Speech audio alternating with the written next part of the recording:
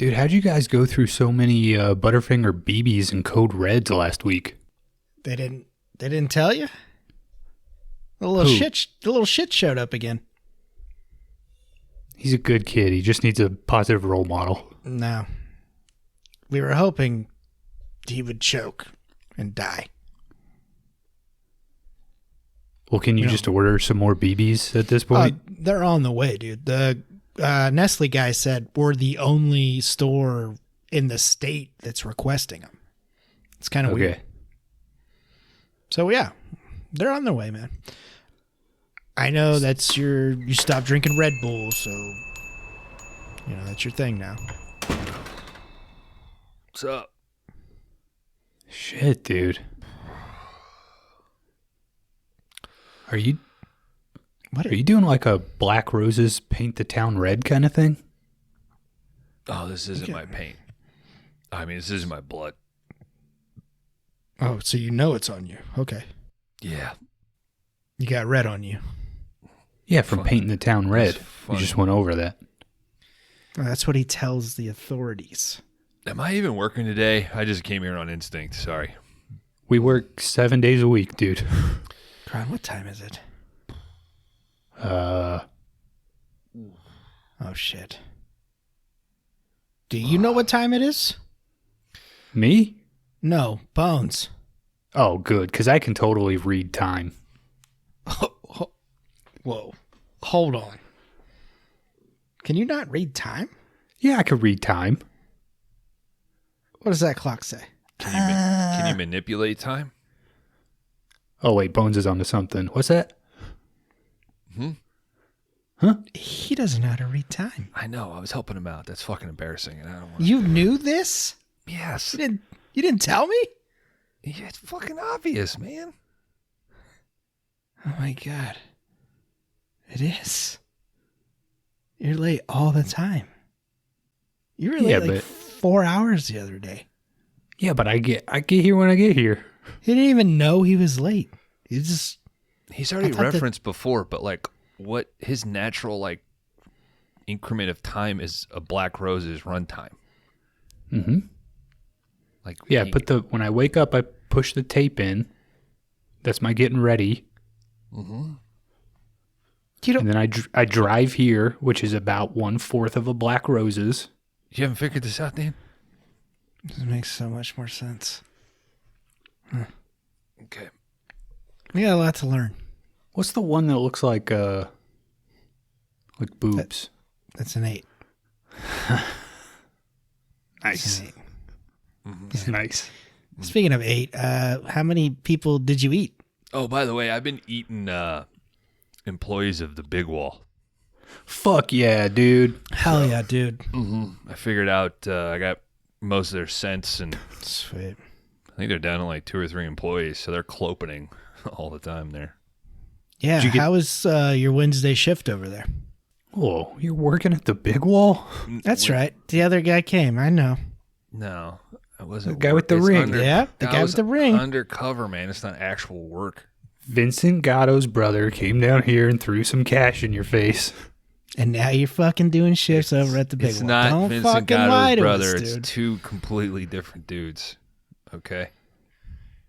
One was a little bit more breathy. You forget that my parents rent there, dude. And they said you were there. No, I don't. I smell them every fucking time I walk in there. Tell your dad to ease it on the Old Spice. And your mom wears Brute. That's normally like a man scent. It's her deodorant. Okay. Well, it's not pH balanced for a woman. That's all I'll say. It covers it up. No, it doesn't. Old Spice Brute, it's my childhood. Sounds like an old 70s movie, Old Spice and Brute. All right. Well, can I go in the back and like wring my T-shirt out, and I'll come back up here and did you order the Butterfinger BBs? Just chain yourself to the wall, dude. If we don't. Oh, I ain't changing. Okay. Still. No wolf this week. All right. All right. I'm done. I hit my quota. Yeah, I guess we're just doing boring stuff today then. Mm-hmm. Yeah, you guys are real fucking energized. All right, then. Bones, go wring your shirt out, I guess. Cool. Dan, mix some Butterfinger BBs and popcorn together. Because tonight, we're watching Brain Damage.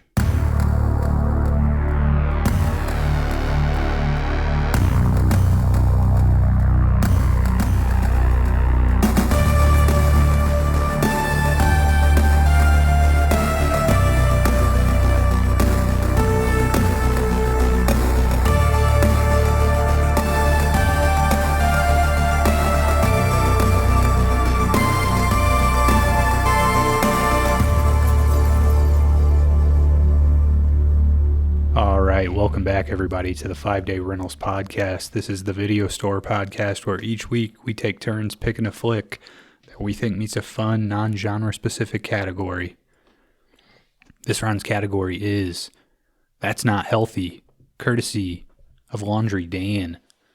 Movies where people make unhealthy decisions. I'm your host this week. It's Cron Howard. Joined as always by two guys who have spent last week reenacting the punk rock boiler room scene. It's Bones and Laundry Dan. How you doing? Cron, there was Howdy. not near enough screaming in that intro, dude. Do the movie justice. For 20% of this fucking audio track is just pure screaming. When you think about how short the runtime is, it really Makes it longer. Yes. takes up a lot of it. Still have a headache. You might have got Almered, though. Still have an Elmer. All right, guys, we're watching Brain Damage. I think You this named it was... fucking Elmer? I think, the lead up to this episode, we have covered 3 prestigious, based on a book, movies. We covered Swallow with an actual director.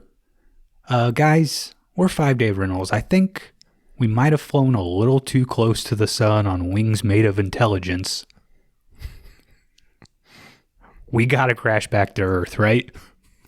Crash and burn. Yeah, it's obvious from that cold open. We have no idea what to do.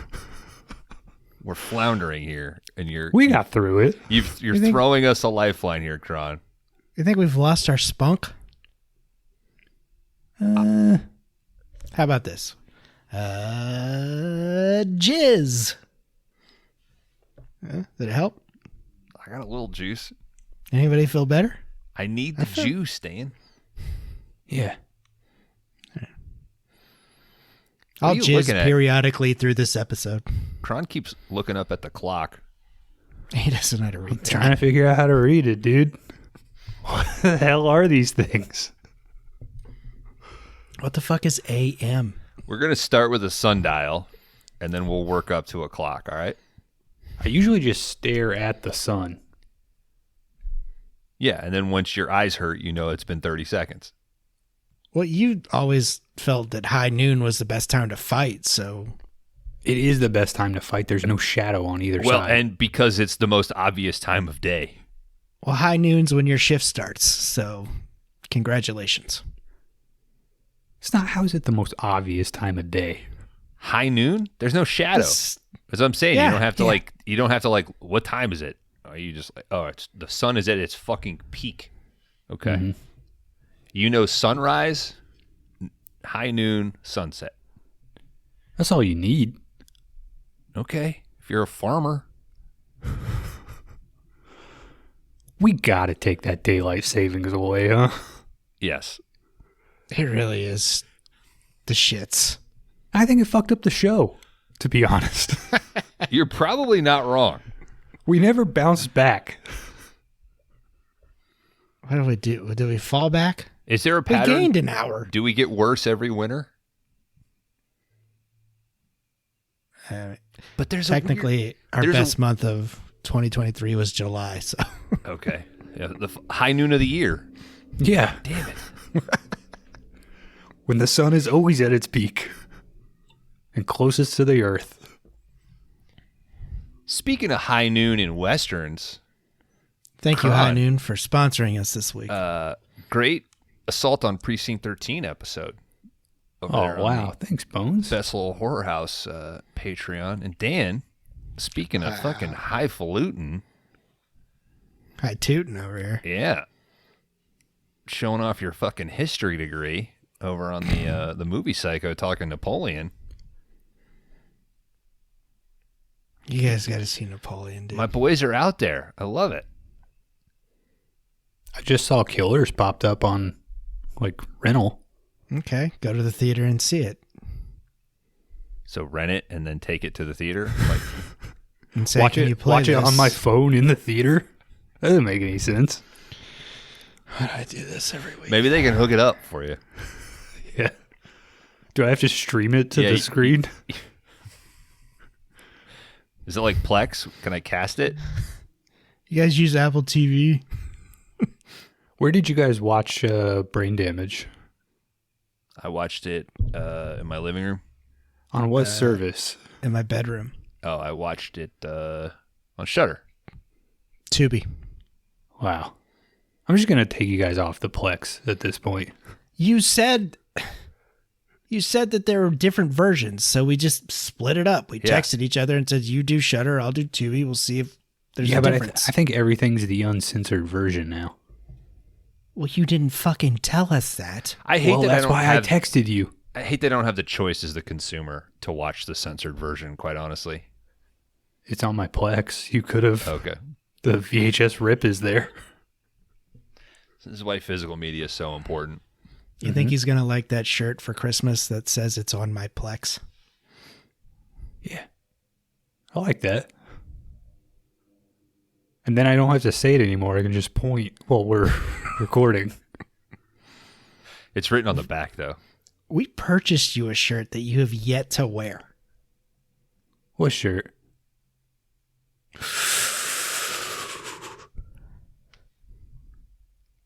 I think he cut out, but what he made a gold dust noise. Gold dust? Yeah. Yeah, I'm still I'm slimming down a little. I'll wear that shirt soon. It was really?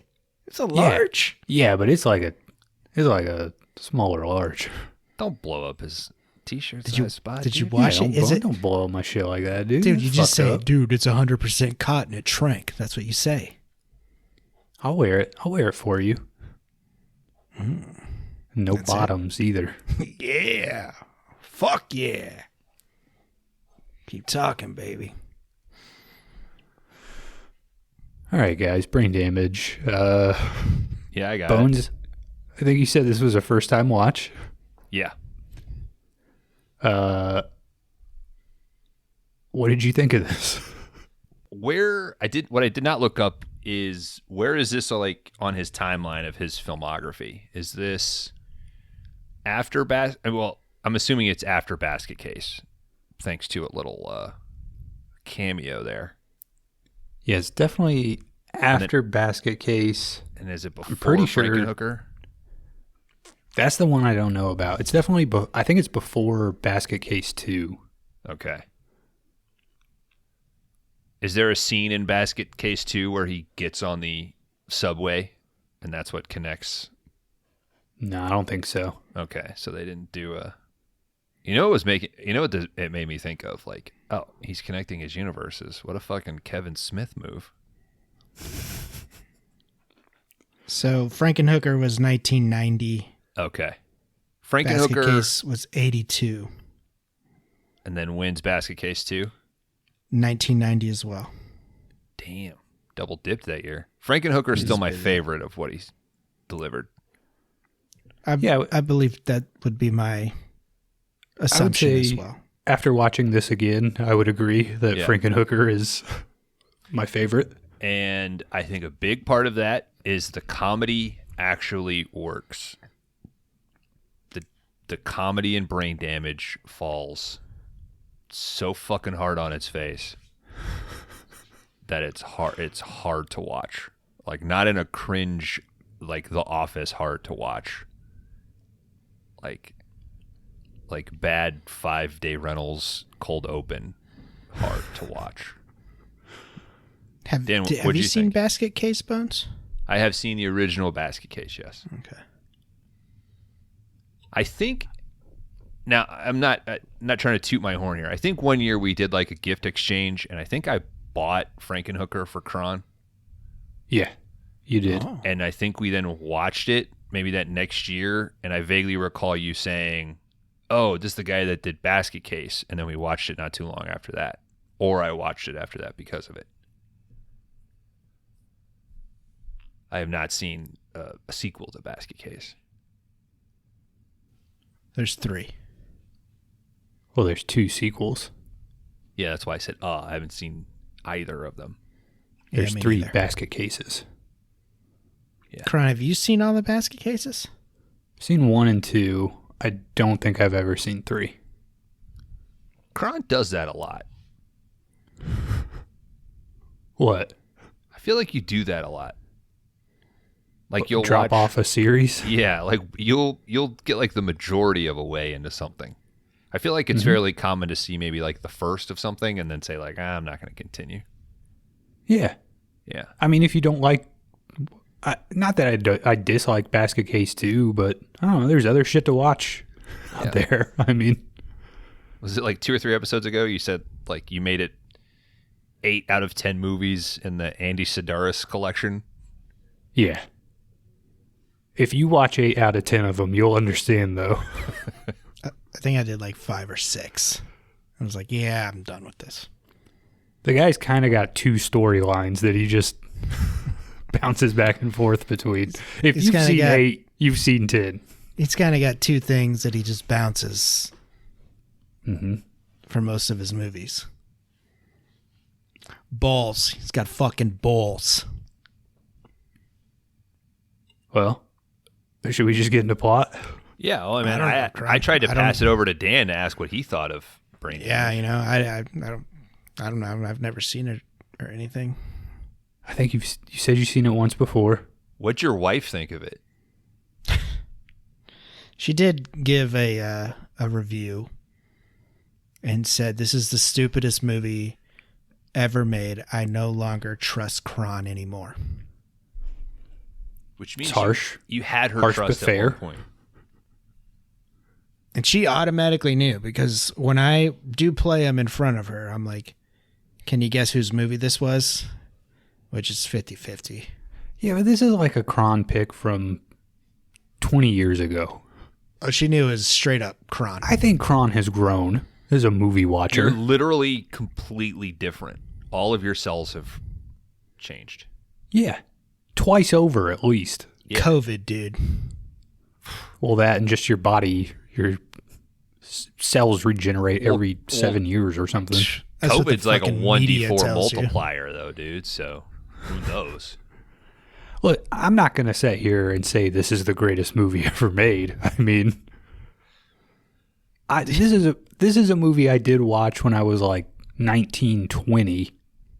And then when this category came up, I was like, you know, it'd be fun to revisit Brain Damage. So you haven't seen this in 3 years? That's right, Dan. I'm helping you out here. No, I mean, it's been a while, you know? It's been a Kron- long time. I mean, along with not reading time, Kron does not know how a calendar works either. So If I you wonder if his microwave doesn't yeah, work. if you're not going to read the clock, I just keep hitting 1 until it accepts.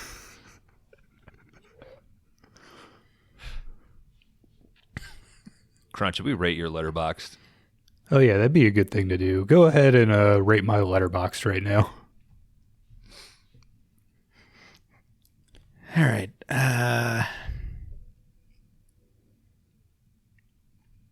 This is sitting at a 3.5 at the time of our review. I'm going 3.5 for Kron. I'm going to go 3.0. Yeah, that's what I'm torn too. All right, scores are locked in. We will see at the end of this episode where Kron lands. Oh. Guys, this is Brain Damage from the year 1988, directed by Frank Henenlotter. We open up on this old couple. The man has just arrived home. Said he had to go all the way to the gourmet deli. What he got's way too small and way too overpriced.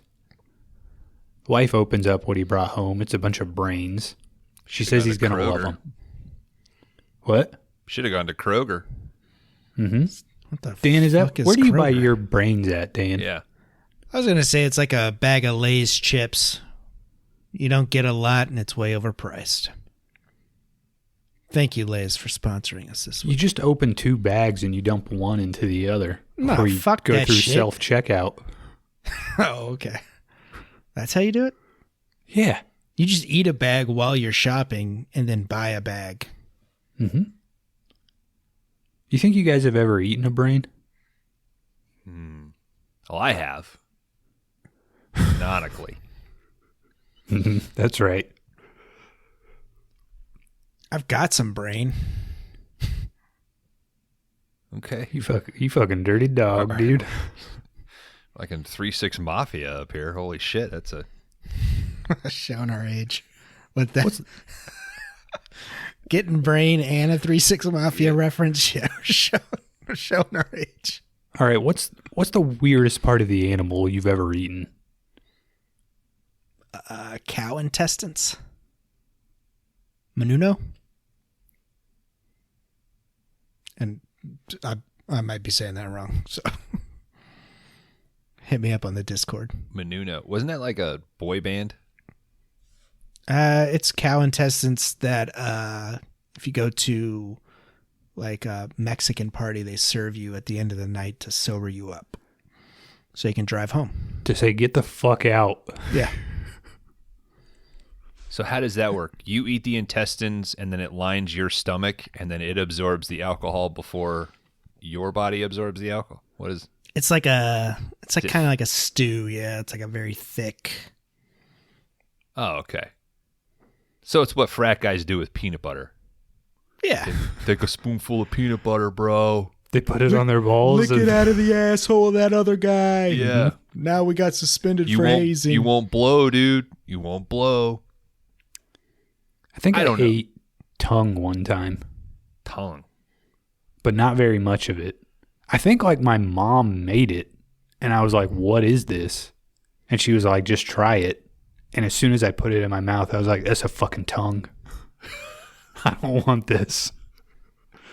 Was it cow? Yeah, I was going to ask Yeah, what it's animal it was. cow tongue. And how did you recognize that it was a cow tongue? It had the texture of like a tongue. Like if you bit your tongue right now, that's what it felt like when it went into my mouth. Onto your tongue. Yeah. Karan, you've kissed a cow. Fucking Well, that cow. was an unrelated incident. Fucking cow promised to teach him how to tell time. It was a Had a- wizard. I had a bull shot the other night. That was fucking weird. You did not have a bull shot. Shut the fuck up, dude. You know, if I had a bull shot, I would have totally sent that in the message. I have seen at the grocery store they sell like hooves. Like you can buy hooves. But what's the weirdest animal part you've ate? I'm already pretty fucking buzzed, man, because hooves made me laugh. Well, what are you doing with them? They make glue and shit out of them. Yeah, but why are they selling them in the deli No, section? There's a cow, there's a I think horses we got make enough. glue. We got enough glue. What's special about a horse hoof?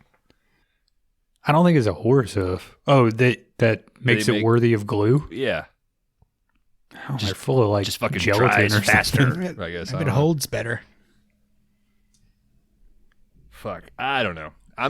I think in Guam they would have pretty massive cookout, like block parties, and they would usually roast a pig. And I wouldn't be surprised if I had tried like skull meat. But it grosses me out to fucking think about it. I mean, everybody's All eating a hot dog, so there's no telling what you've eaten, right? Yeah, snouts and assholes. It's delicious. They're not bad. I mean, Really not. they taste a lot better than that tongue I had. I can tell you that much. All right, the wife of this couple, she says he's going to love him. She throws one on a plate, runs down the hallway. Almer, dinner time. But as soon as she opens the door, she drops the plate and shrieks. Whatever she's looking for, it's gone. This couple just starts tearing apart their apartment. They're looking for whatever this Almer critter is. No, nobody in their right mind would rip their apartment apart like that. Well, you're not a fucking fiend, though, dude.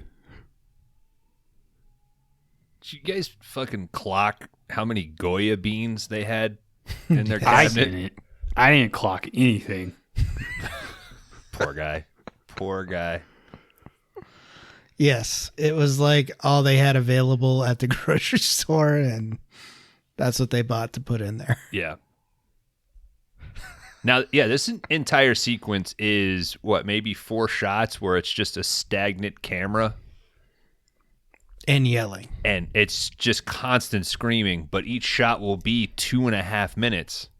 Like, we watch the guy clear out an entire closet full of all of his culturally appropriated fucking masks and decor. Then we get him going through the living room and ripping shit out. The wife breaks every plate in the cabinet. There was a book in there called Liquid Pain. Like, what? It's the I sparkling think he water. had 2 copies. I think it ties into what we see later. You think that's where Liquid Death got the idea? Yeah, 100%. Thanks to Liquid Death for sponsoring the Metallica tour that we recently went to. Were the Liquid Deaths free? They had the Liquid Death guy. We could have got like a picture. Oh, I didn't see the guy. I saw the girls. Yeah, he was in costume. He had like the fucking he was headless and shit. You didn't see that, dude? I was looking at the chicks, man. It's me, Liquid Death. I'm tired of being on this tour. I'm just water. He's like a can? Yeah, he had like a can head and then the muscles with like the axe and shit. Someone kill me and break the curse. Like, did you see the cartoon they showed of like on the fucking screens? I wasn't paying attention. I tune out advertising. They played cartoons before the show started? It was a Liquid Death one. Do they do any like Tom and Jerry's or? It's Metallica. We're all 30 to 50-year-old children. Of course they played fucking cartoons. There's a guy right now that's all he's been drinking since. Is very expensive water. Well, he's cool now. When you left, when you left both nights, Liquid Death was giving out free cans, but it was the melon, which is terrible. It was nobody bad. wants that. That's why they're giving it away. Yeah. Yeah. It was gross. You just gotta go unflavored on that stuff. I think the first time I ever had one was at that Queen's show we went to, Buns. And he was like, all I got's Liquid Death. I guess it's better than the water fountain. I don't know, because it's probably like $12 Yeah. for a fucking can of water. Actually, I think I got 2 beers, 2 Liquid Deaths, and it was only like $30. I don't think it was that bad. This is fucking riveting podcasting. Dan, you paid $30 for 2 beers. That is a fucking ripoff. Well, you're at a fucking concert, Kron. You could have fucking brought a thing of crazy glue in with you and just took a couple rips in the bathroom. Me and Penny Smasher went to Paul Bear, and I ordered 2 tall boys, and she was like $6, and I was like, yeah, but one of them, and she's like, no, for both, and I was like, is that glue made from cow hooves or horse hooves? Yeah, I don't know, dude. It'll fucking rock your world. I don't sniff. All Just right, panties. I never sniffed. I just licked. Oh, hey. Oh, How high sniffing wasn't. I never sniffed. I never sniffed the glue. I sniffed a poo. I did eat a cow tongue, though. I was going to make... Never mind. Yeah, we don't need to continue. All right, we cut over to a different apartment. We see Brian. He's asleep in his bed. His girlfriend comes over. She wakes him up. She's like, we need to leave soon. We got a date. But Brian's sick as a dog. His brother Mike, he's like, you should just go with Mike. Like, he already bought the tickets. Just go with him. Mike and, oh shit, what's this chick's name? Mike and the girlfriend, they leave. And Mike's really into it. He's excited to go. Mm-hmm. Wonder why. Free Would you guys date. send your lady with like another... Like, yeah, just go with that. Go with him. I mean, it is his I guess brother. it's your brother. Yeah. I wouldn't send a lady with either one of you two. Better Barbara. Yeah, that's it. Barbara. Thank you, Dan. Because you know my power, dude. I walk in, give hugs. I'm like, he's sick. Let's go to the Interpol show. Come on. I mean, more than that, I'm just worried about like all the dirt that you have. You're not going to make me look good on the date. I know that much. It's the first I'm step. taking your card too, so you're paying for it. Tickets are already bought, Dan, in this scenario. Yeah, we got to have dinner and drinks. Well, yeah, $32 for 2 beers. I'm not sending you $30 out to liquid dinner. desk. You got to keep her fucking moisturized, lubricated. So that's a no for both of you. It's just getting expensive now. You wouldn't trust me with your wife. That's fucked up. I wouldn't want to hang out with your wife if you weren't there. My wife's fun as shit, dude. You take that That's- back. That's Yeah, not but I an wouldn't want to. insult. I wouldn't want to hang out with a Yeah. wife when the husband is in there. Like if you were coming home from work or 100%. something, and he'll be an hour. Like, yeah, that's cool. But if it was like, yeah, he's not going to be home till tomorrow, I'm like, nah. I'll come back tomorrow. Mm-hmm.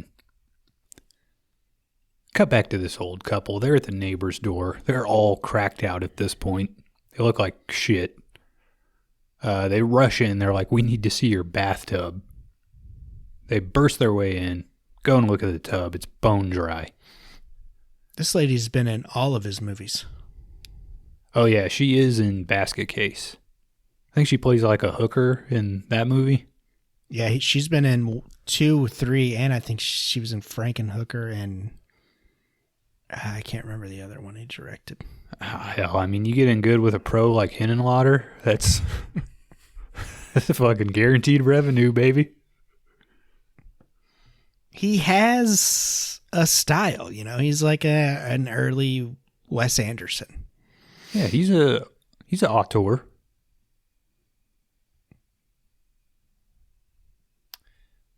Sure. New York Scuzz. Sure. He does have a look to his movies. He has a You look. can't argue that. When Dan said he's like Wes Anderson, all I kept thinking is like, well, when Wes leaves a camera stagnant, it's because he fills the frame with interesting stuff. A Roadrunner. I think there's a cool shot in here. There's some good stuff in here. For what this budget was and what he got out of it, you got to give him some cred. Sure. I mean, yeah, I'll take him over Wes Anderson any day. Shut the fuck up. I would love to see Henenlotter's fucking Life Aquatic. Hell yeah, dude. Fucking bunch New of York sewers. New York pieces of shit. Fucking building a boat out of The Royal Tenenbaums. needles. Just fucking screaming out on the open seas. All right, some time passes. We see this old couple. They're in their apartment. They're frothing at the mouth now.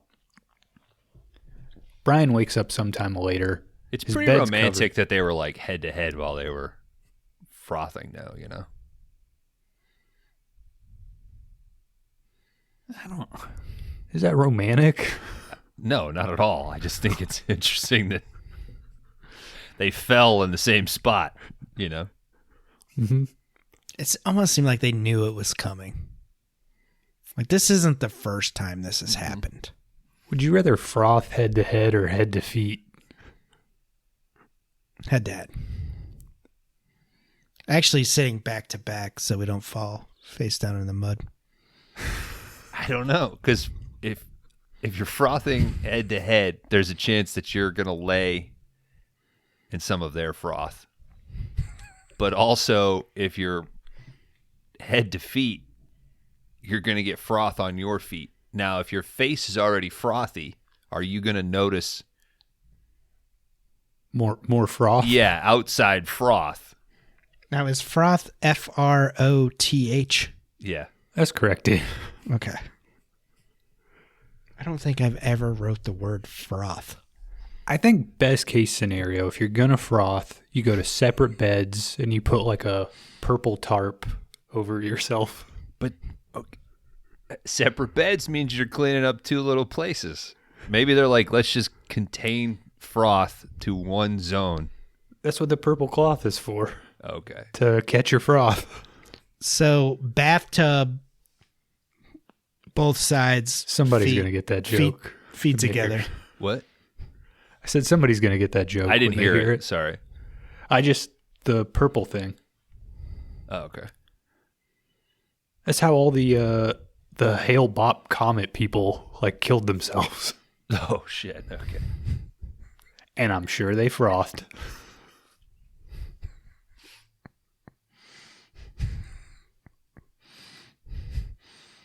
Jesus. I think All I'd froth just in the toilet. Just lay head in the toilet. I think you could drown, though. I mean, not with these modern low-flow toilets, but... I'm leaving the seat down, and I'm just going to put my head in the toilet seat like a massage table. All right. That porcelain's nice and cool. How about just never get to a point in life where you have to froth? Hey, some of us are already there, Dan. Some of us don't. I'd love to wind the clock back if I could read it. Yeah. Fucking losers. I gotta have You a know how to froth wind plan, it. dude. You know how to unwind it. Yeah. Are you aware that you froth, or does it just happen? I don't think you're aware when you're frothing. That's It's like a raccoon in the That's a solid daytime. point. By that point, you don't really give a shit about anything else. All right, Brian wakes up sometime later. His bed's covered in blood. It's like when you're so cold and your fucking snot's just running down your mouth. Like, fuck it. I'm not taking my hands out of my gloves. Let it freeze. Fuck it. I don't know if I've ever had that happen to me. You've never been so cold that your nose ran? Yeah, what the hell are you talking about, I Dan? wouldn't run, but I got a Kleenex or You were something waiting to for the wipe it. fucking school bus? Just I'll wipe. Yeah. No, my parents dropped me out, waited until the bus got there. I sat in the car in the heat. God I'll damn. get a load of Brewster's Holy Millions over here, shit. dude. Yeah. It's not my fault. They loved me. Loved is the key word. All right, Brian wakes up, goes to the bathroom, see why the back of his neck is bleeding. Struggling to walk, he crawls on the ground. The room starts flashing. Brian crawls back into bed, looks up at his ceiling light, which slowly morphs into an eyeball. Okay, here. He lays right back in the blood stain. Yeah. Is this gross or smart? Or It's your both? blood. I mean, I wouldn't lay in either of your two's blood stain. I mean, everybody's laid in the blood stain, right? Come on. Come on, guys, grow up. You fucking death metal fan, you. Laid in the blood. It's not sex unless you're laying in a blood stain at the end of it, right? Am I right? Am I right? Dude, I think you're doing sex too hard or the wrong way. Yeah, you're right, I am. All right. The light morphs into an eyeball. A strange blue liquid fills his room. I don't know, man. She just says I'm doing sex too hard. I don't know what that means. Yeah, I'm too good at it. She broke up with me, man. I She died. do what I do, you know? She died. Too hard. Fuck that bitch. I don't need her. Fuck her. Fuck her. You know what? Maggie was a bitch. You guys were right. She was British, dude. When she said bloody, I assumed that was a good thing. Yeah. Yeah. You're bloody killing me. Too hard. Come on. Fuck me bloody. Right? All right. I'm a fucking Superman, dude. Like, too hard. There's too much blood, isn't it?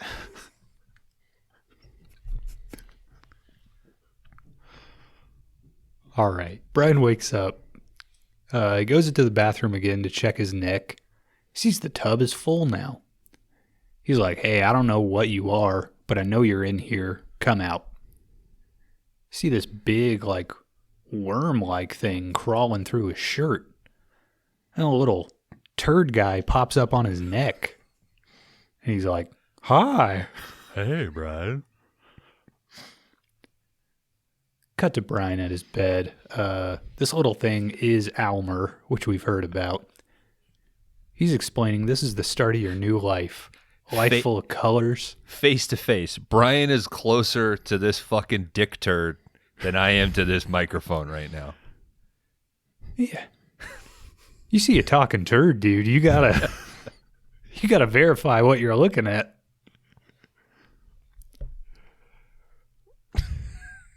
He says it's going to be a life full of colors and music and euphoria, free from worry and loneliness. Almer says, I am you, Brian. I'm all you'll ever need. I want to see the designs that they came up with before that. Frank Henenlotter shit into a sock and said, make it look like this. Put a mouth on it. And they came up with this one, and he's like, put some eyes on it, that's it. Mm-hmm. I mean, based on how this guy works, I don't know if he got to the set day of and was like, yeah, it looks great.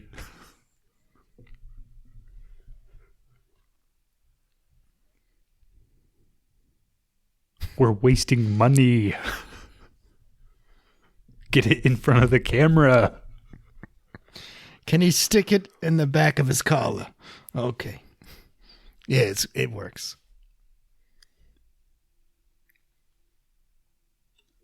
Cut over to Brian in bed. Let's see. Oh, I already read that part. Brian says that he wants to see the light again. Almer says he'll make him a deal. He'll show Brian the light as long as he takes him for a walk. He's feeling hungry. Brian picks up Almer, puts him on his neck. Almer opens his mouth and shoots a little barb into the back of Brian's neck and releases a blue liquid into his brain.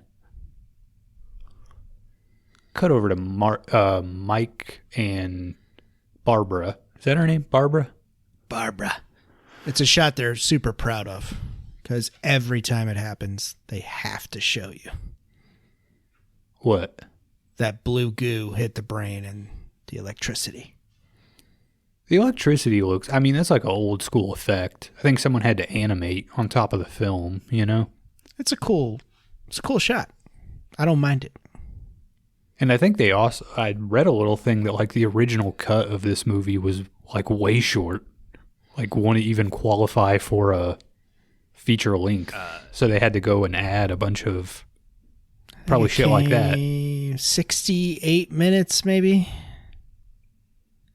I mean, yeah, he had to add shit. I believe it. Because if you were to cut every screaming scene in half, you'd be at 40 minutes. And then if you cut out a bunch of this blue liquid stuff, It'd be a solid episode of Tales from the Crypt. I don't mind.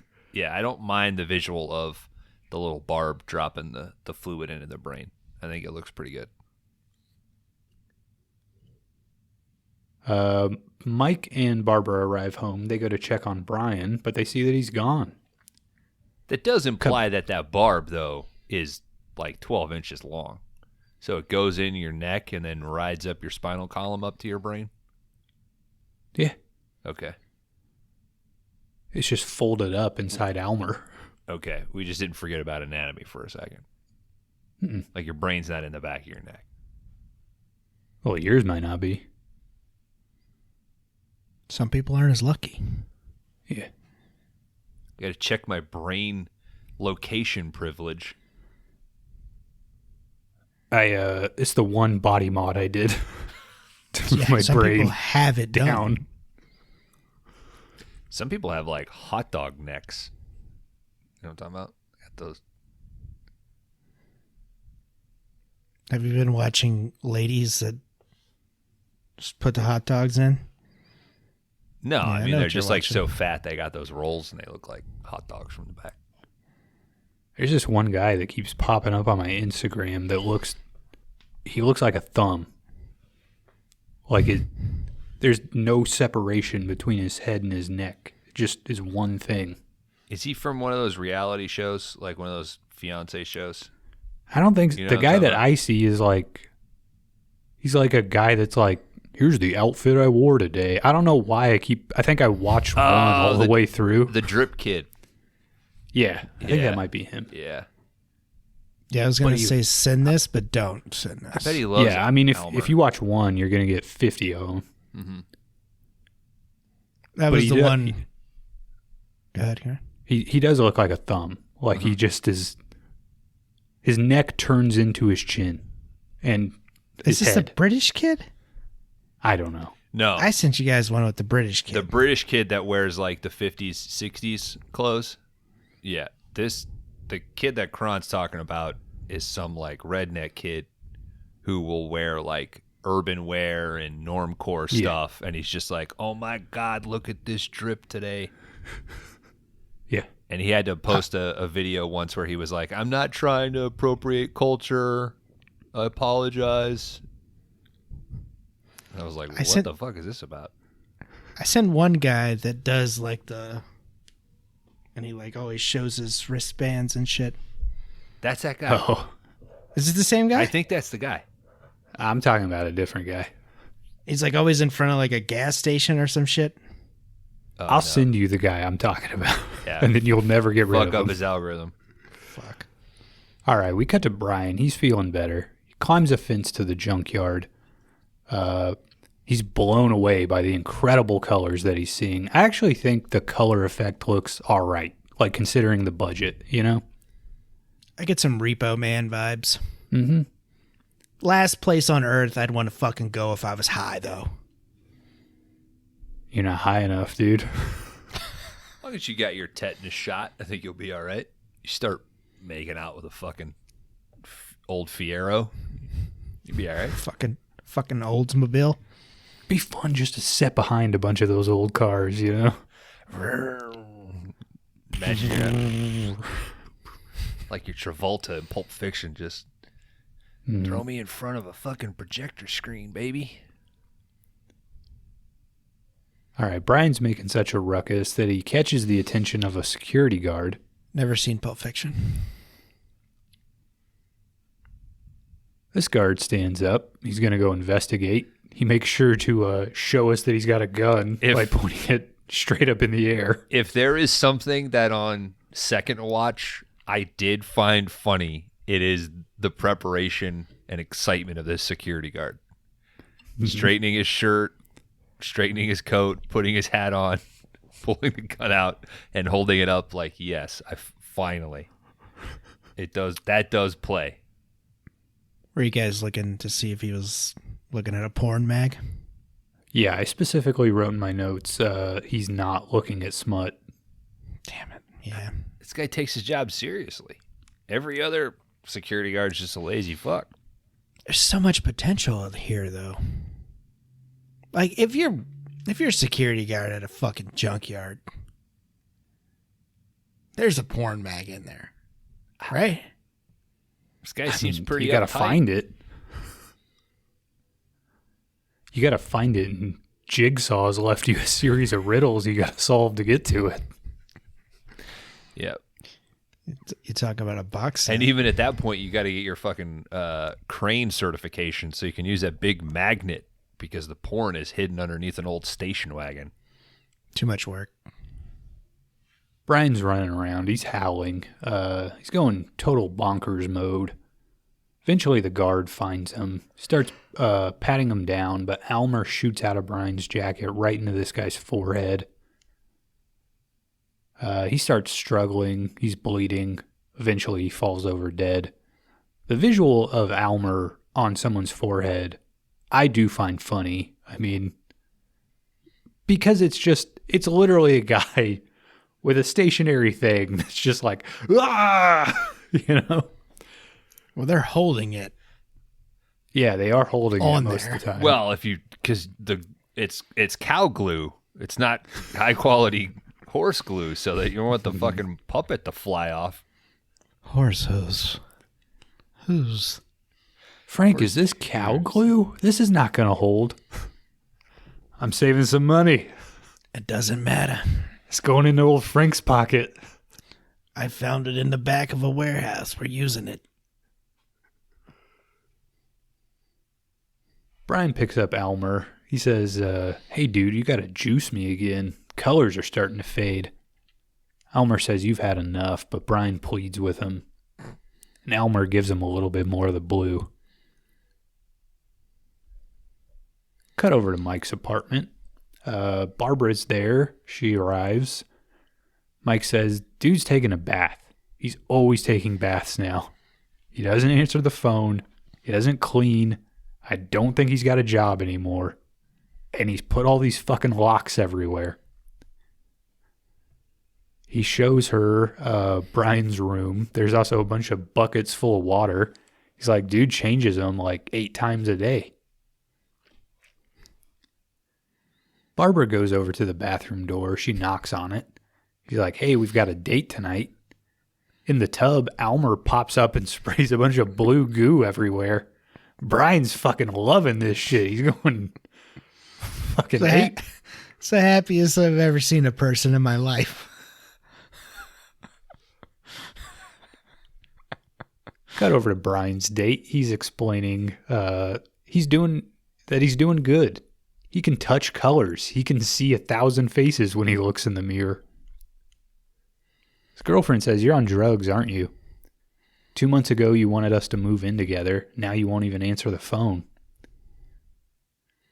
Brian starts explaining about Almer, but suddenly he gets like a jerk in his stomach. Says, maybe I shouldn't talk about all this right now. Brian looks down at his spaghetti, which starts to morph into brains. Looks pretty good. Looks pretty disgusting. Looks like it would fit in like a Freddy Krueger movie. Mm-hmm. Isn't that a thing that happens in Freddy Krueger anyway? Isn't there like a plate with brains on it? Who the fuck is Freddy Krueger, dude?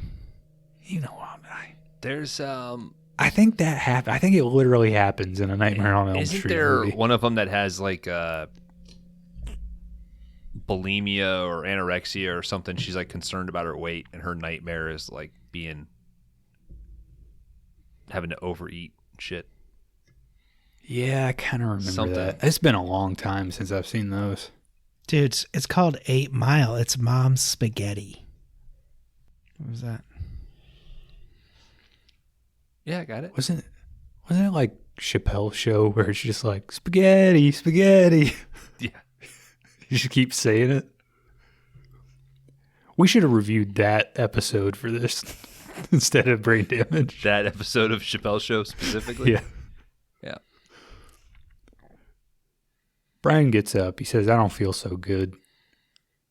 He gets up in a hurry and storms out of the restaurant.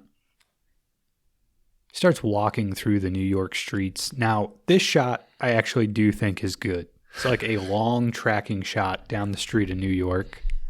You don't think it's good, Bones? I think it's a good shot. It doesn't need to be 2.5 minutes long. Yeah, but it's cool that it is. He had to add some time, bro. I know, but I think minus the initial snip of the fucking clapboard, that's the entirety of what they shot. And that's just what it feels like. It just, I don't know. I think it looks good. It's stretching too much for my taste. My note was, oh, this would have been perfect for Greasy, Grimy, Slimy. No, it wouldn't have. It's not good for this category.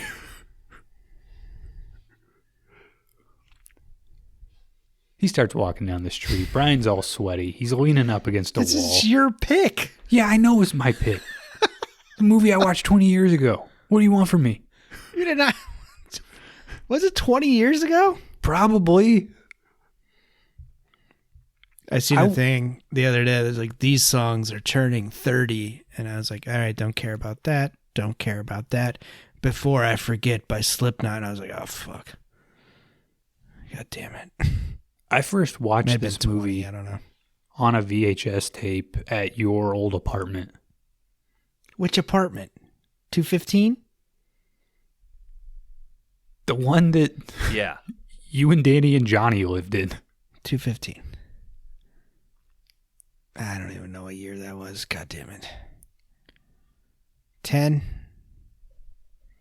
2010? Maybe. Yeah, maybe 2011. 7 to 10. Yeah. Yeah, so yeah.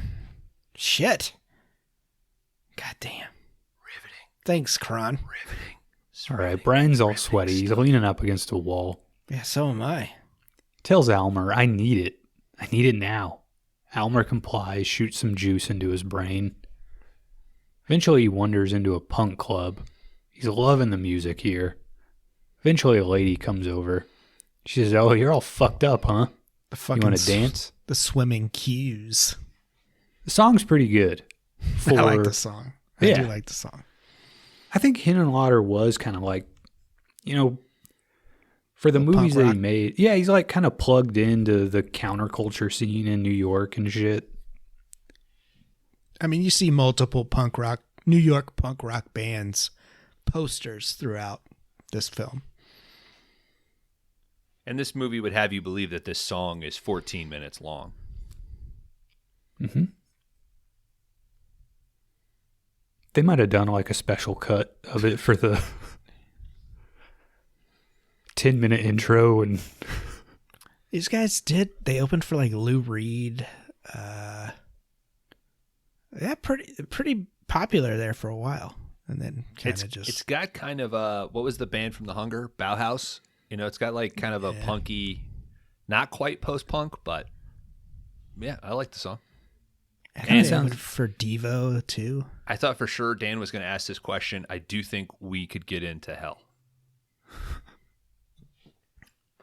Yeah, we could totally get into Hell. Yeah. I don't think they're kicking many people out at the door, you know? Yeah. What year?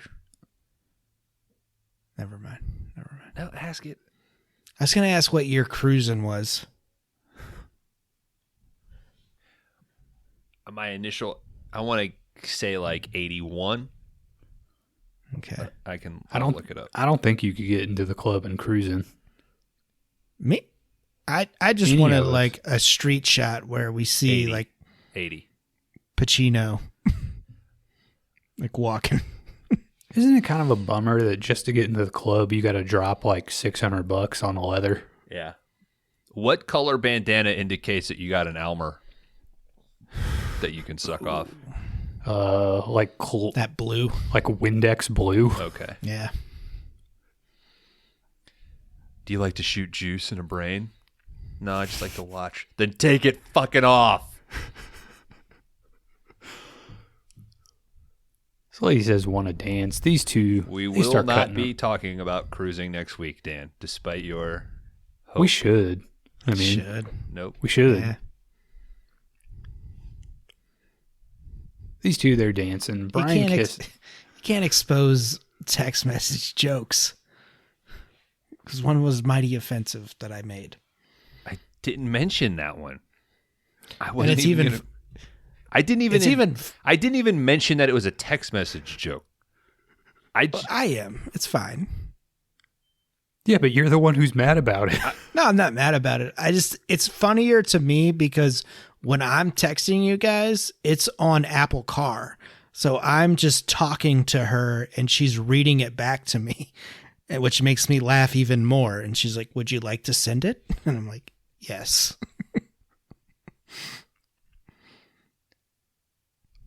Eventually, Brian goes in for a kiss.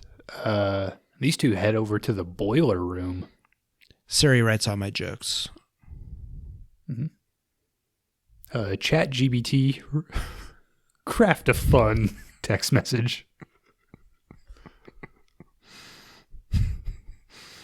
These two are making out. Is it GPT? I think it's ChatGPT is like the AI. GPT? I don't fucking know. I don't know any. Why are you getting hung up on this? I don't know. I think it is GPT. It's ChatGPT. GPT? Jesus Golf fucking Papa Christ. Tango?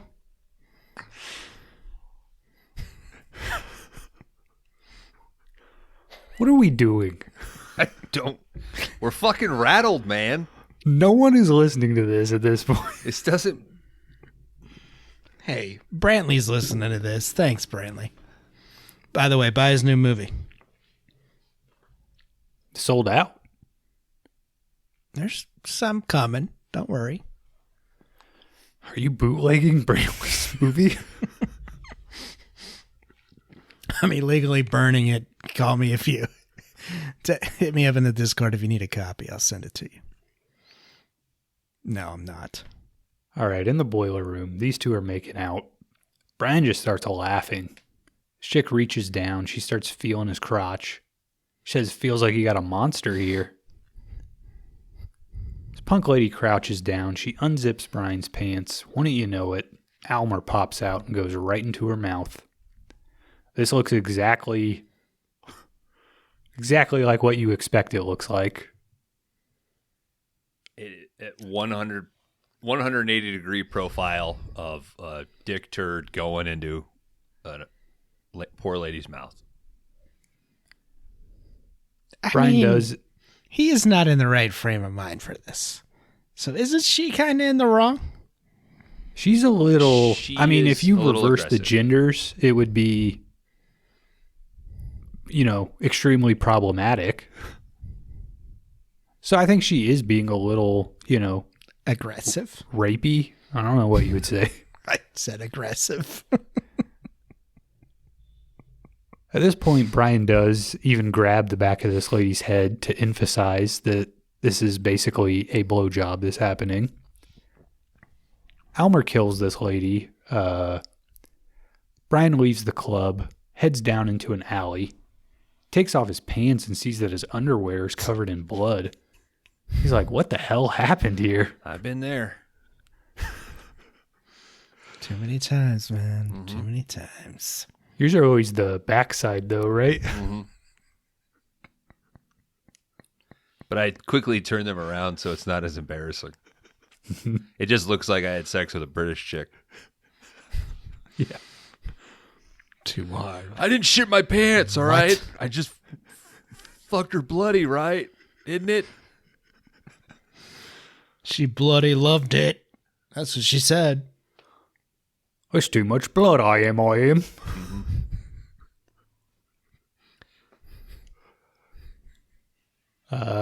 We hear a voice call out. Obviously, You I didn't fool. shit my pants because I turned them around and I put the dick hole on my butthole and I shit in condoms. Okay? That's why. It holds the condom in place. Smart. Mm-hmm. Science. Almer looks like shit in a condom. Yeah. Full circle. We did it. 360. I wish we could just close the loop and just be done. We just did a full joke. There's no need to podcast anymore. Crash and burn. I think I was thinking about this the other day. I think our last category, I think we should do the first 3, the lost episodes.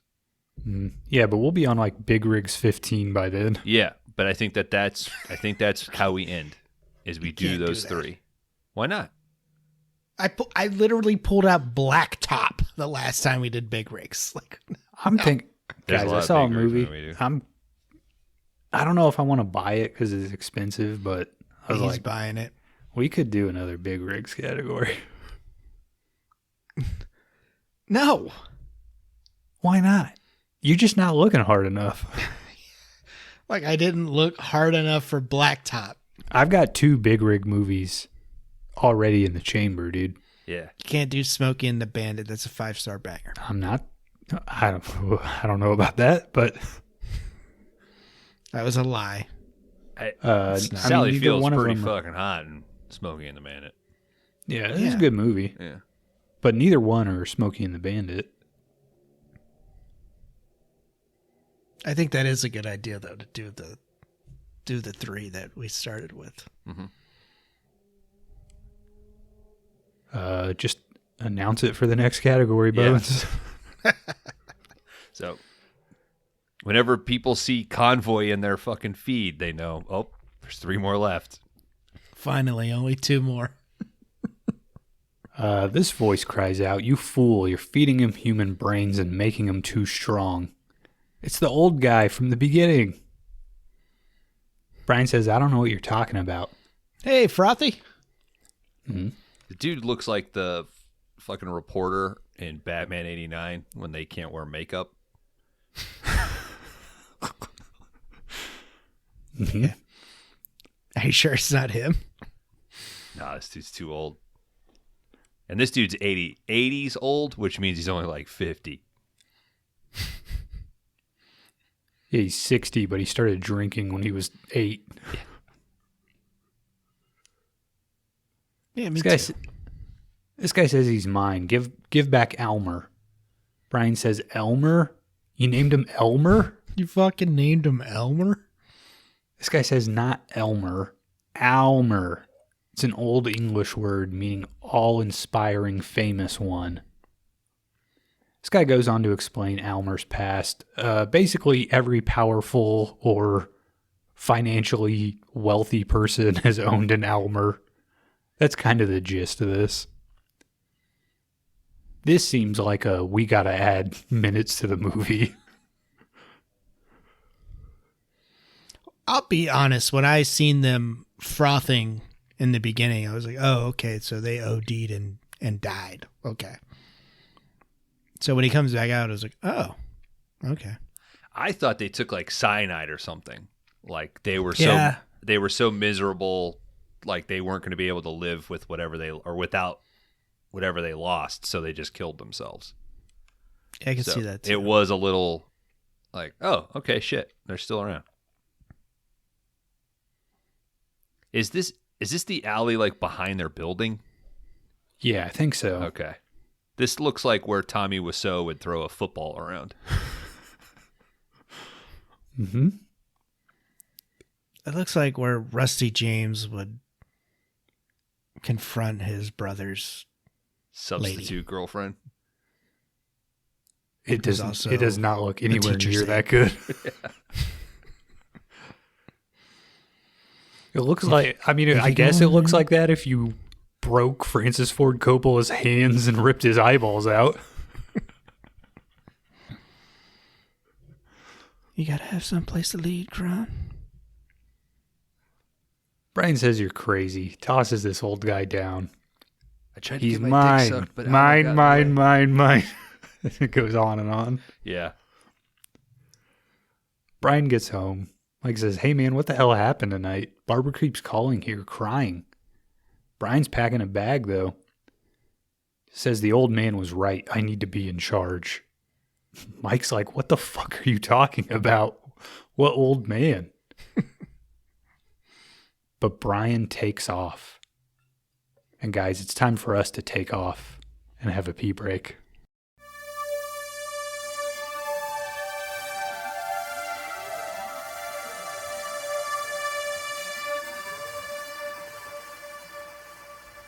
All right, welcome back, everybody, to the 5-Day Rentals podcast. This is the brain damage episode.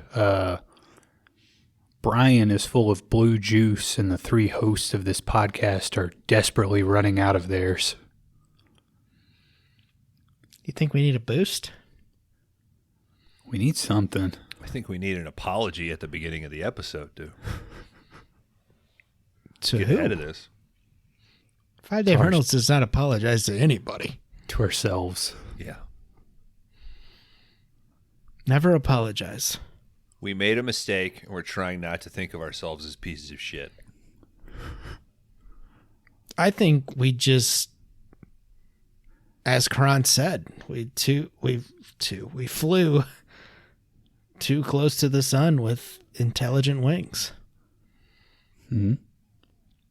Or something like that. This And is now when the car is skidding, and we've completely turned the wheel the other way. Oh, you're assuming the car is out of the garage. I think the car is running and the garage door's closed. And the hose is connected to the tailpipe. To each of our mouths. That might take us out a little faster. We desperately want to intelligently review this movie, but we can't. All right, we see Brian arrive at this real shitty apartment. He asks Almer. Aren't they all? Ask Almer, what the hell was up with that old guy? Almer says, that guy left me weak, so I left him. Brian says, what happened last night? He woke up with some sticky stuff all over his pants, and when he looked, they were covered in blood. It's from that girl last night. You know, I sucked out her brains. Almer does say it's from that chick. Sucked her brains out. Brian's shocked. How long has this been going on?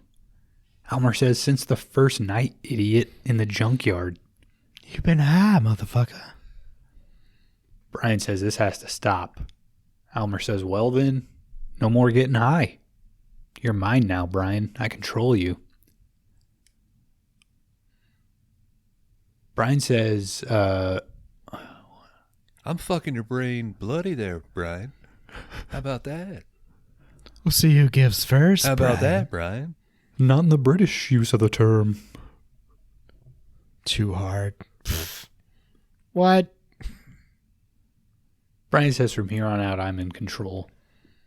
Elmer says, all right, no brains for me, no juice for you. We'll see who cracks first. Hey, Cut to... for me, the action is the juice.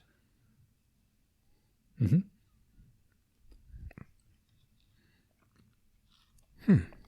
For me, the juice is the juice. For me, the juice was innocent. What the fuck, dude?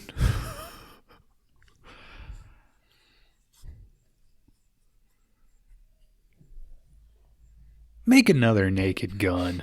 He's ready.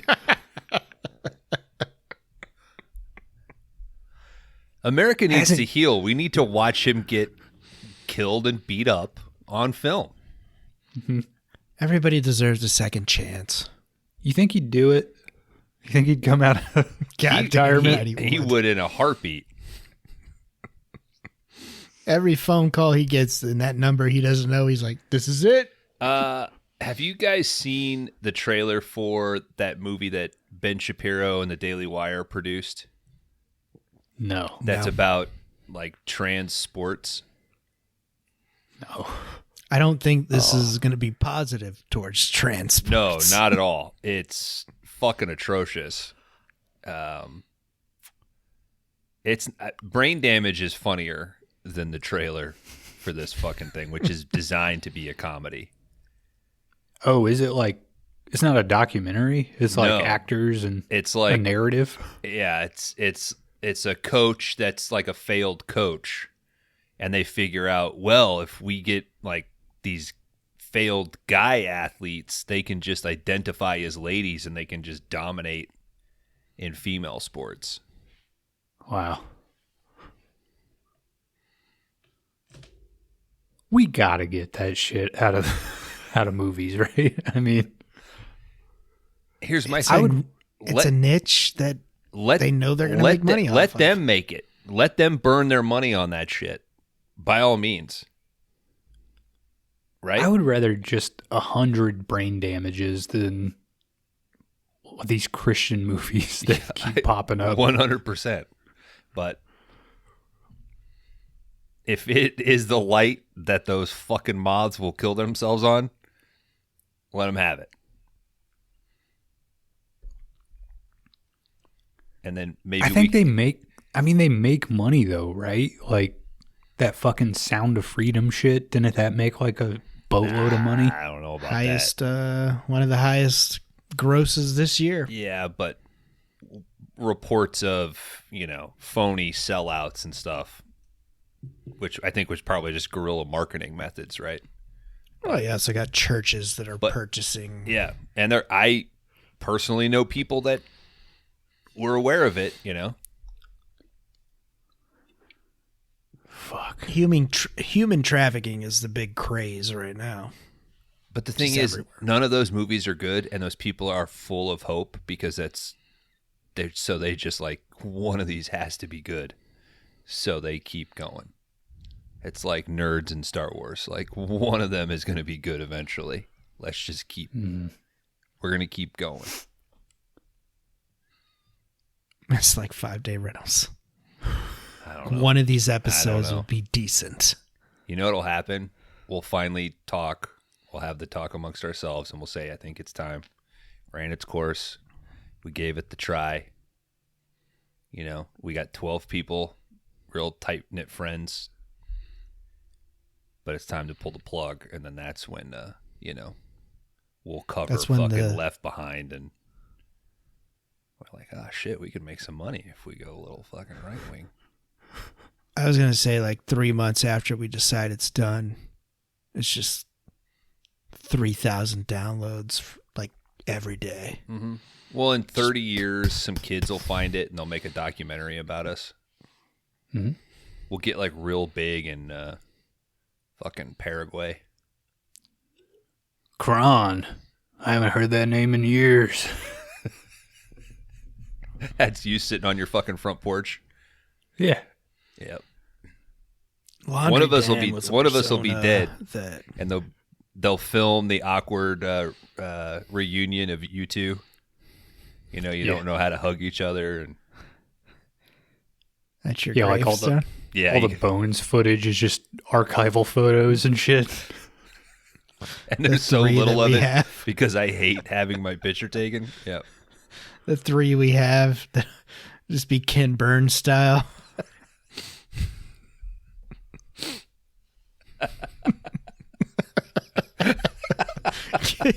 Ken Burns has to direct our documentary. That's in our. Ken Burns will That's in our outlive me. contract. Yeah. Yeah, it's 38 hours long. Covers each episode in detail. All right, we cut over to Brian. He's in a bad way. He's sweating, vomiting.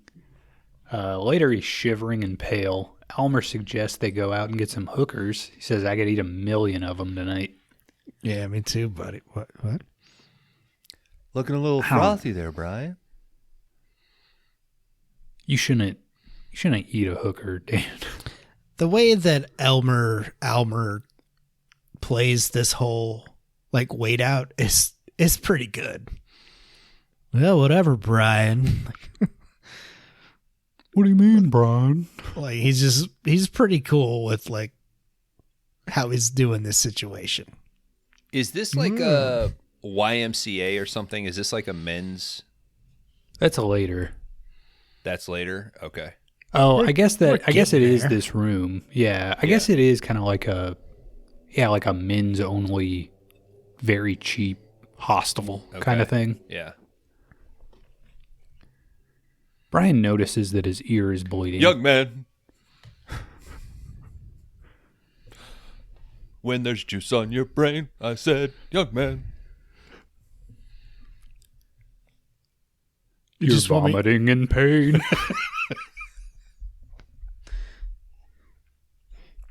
You just want me to soap up?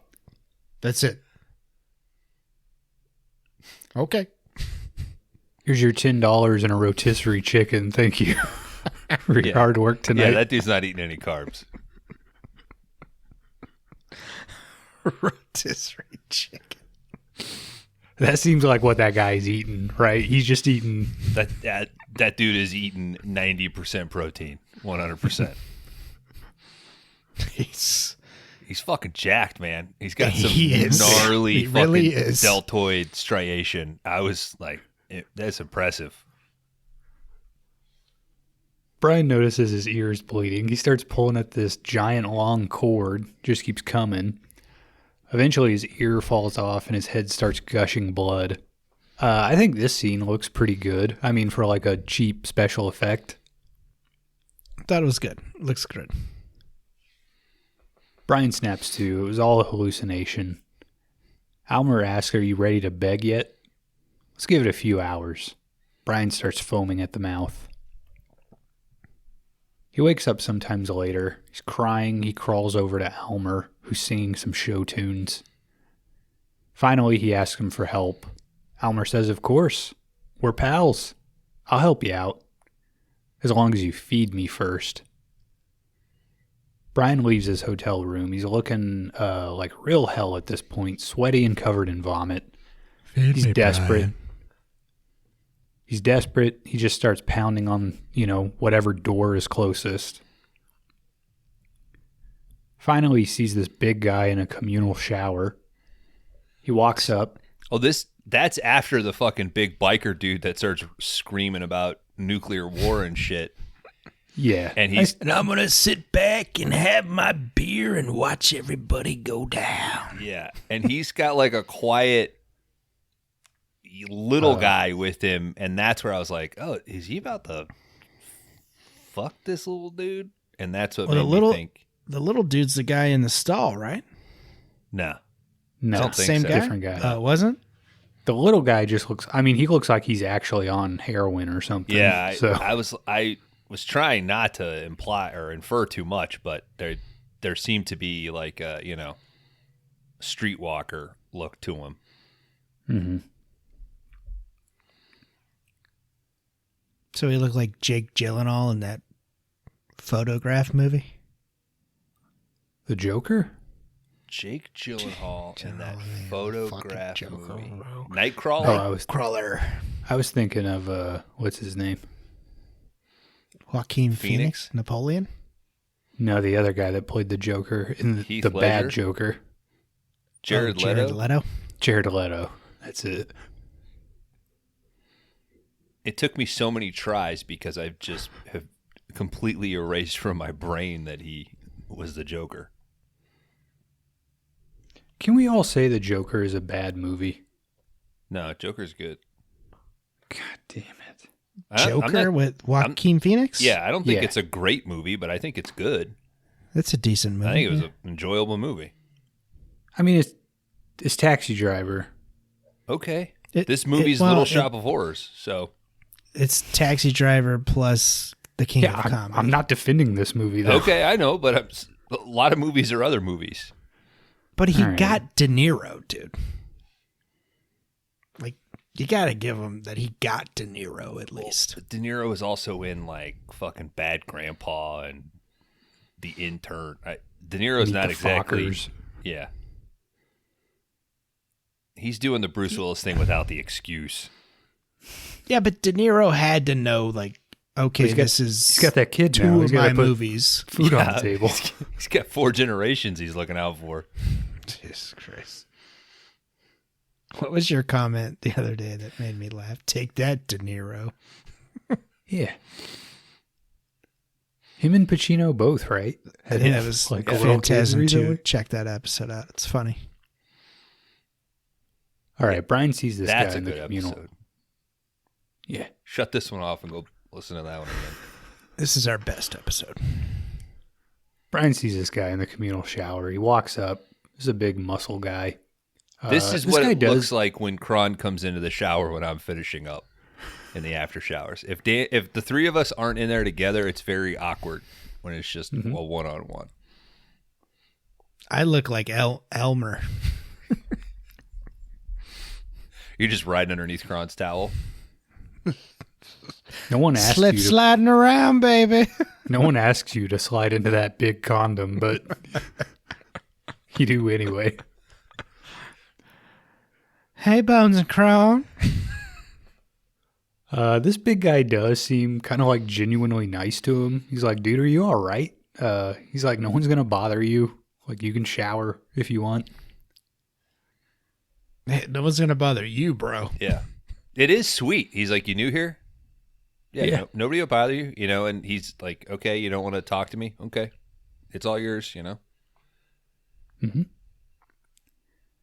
We see Elmer drop down from Brian's towel, but the big guy, he just leaves. Elmer's got his sights set on some poor guy taking a dump. I think it would have been cooler if we seen the muscle dude. Because he probably would have just... I think that's what the intent was. I think they're going like, oh, he's going to try to get this guy, and they both were timid and thinking, no, this isn't a guy we can hold down. Mm-hmm. This poor guy taking a dump. Elmer just jumps right onto his head. This guy's freaking out, much like the security guard. Elmer's attached. He's just shaking all over the place. Ooh, blood spraying all over the walls. It's a lot of blood. Finally, this guy collapses into a pool of blood. And that was from his head, the blood? Yeah, I think so. He wasn't having an explosive episode. It's probably like... Those weren't the hemorrhoids. Fitty. Probably like 2/3 head blood, 1/3. Little bowel blowout. Mm-hmm. This ain't Deep Rising. Hey, if there ain't no blood, you ain't wiping hard enough, as far as I'm concerned. Too hard. Come on. That's why I use sandpaper. Mm-hmm. You got to scab your butthole closed. Really get in there, dude. For true hygienic day-to-day purposes. If you don't seal up your butthole, your poop might fall right out. You got to scab your butthole over? Close it up, Yeah. dude. You can't have your butthole open and exposed. No wonder the Ringer hasn't called us yet. Yeah, because they're a bunch of open butthole losers over there, dude. No wonder we haven't guessed on the big picture. To know our top movies for 2023.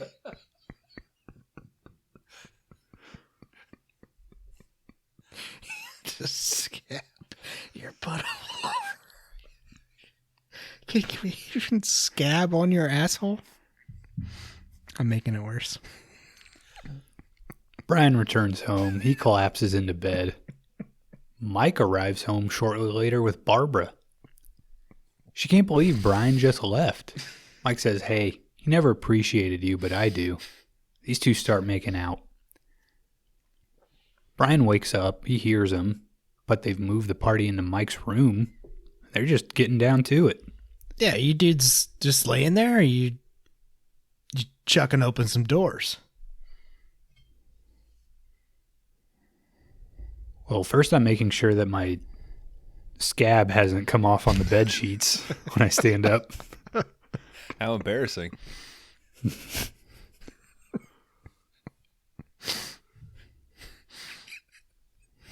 Brian's just It's a listening cornflake. I had breakfast in bed. Sorry. There's a burnt one.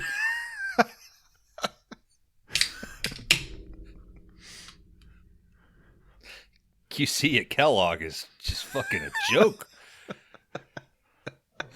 This shit I pay for. They got hair in the Kellogg's. It's gross.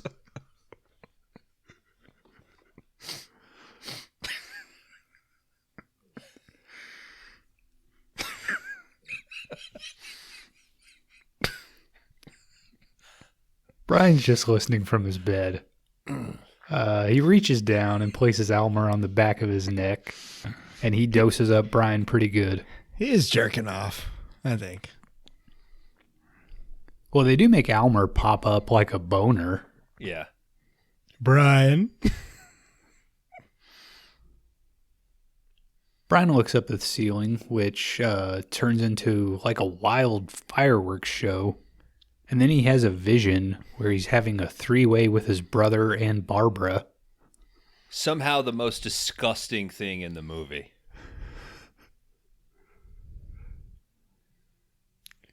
Yeah, I could see that. I think the blowjob thing is more crass, I guess. This might be more disturbing. There you go. There's no way I'm entering a room where my brother doesn't have any clothes on. Like, no. Unless I gotta, like, save his life.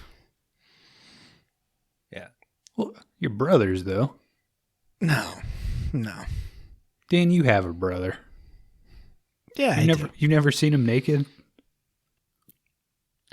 No. Never? Why? When you were kids? Yeah, when we were kids, but There you go, if he's dude. an adult man, no.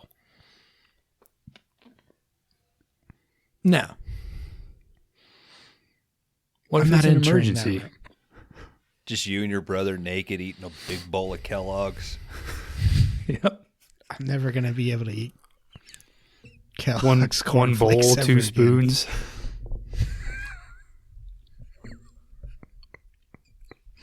Thank you to Kellogg's Cornflakes for sponsoring the show this week. Let's see. Eventually in this vision... We turned this Mike- episode around, did we not?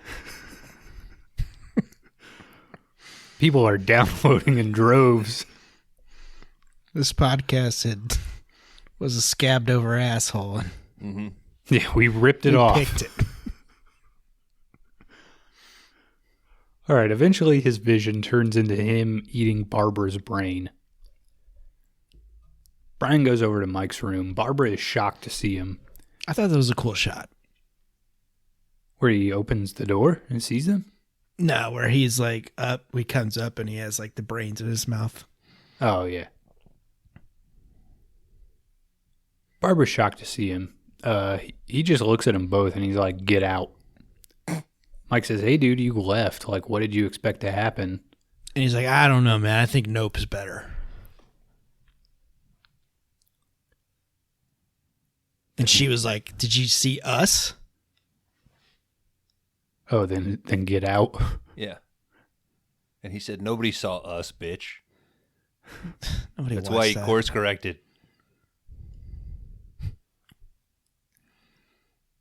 I don't know if I feel like Nope is less of a hit than Us. Nope is his best movie, bro.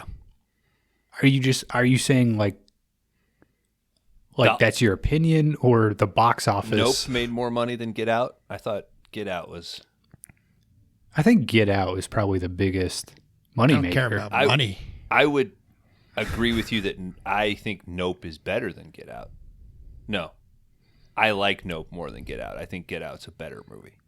Let me put it that way. I think I like Get Out the best. Yeah. And I think it's the best movie. I think Nope is his best.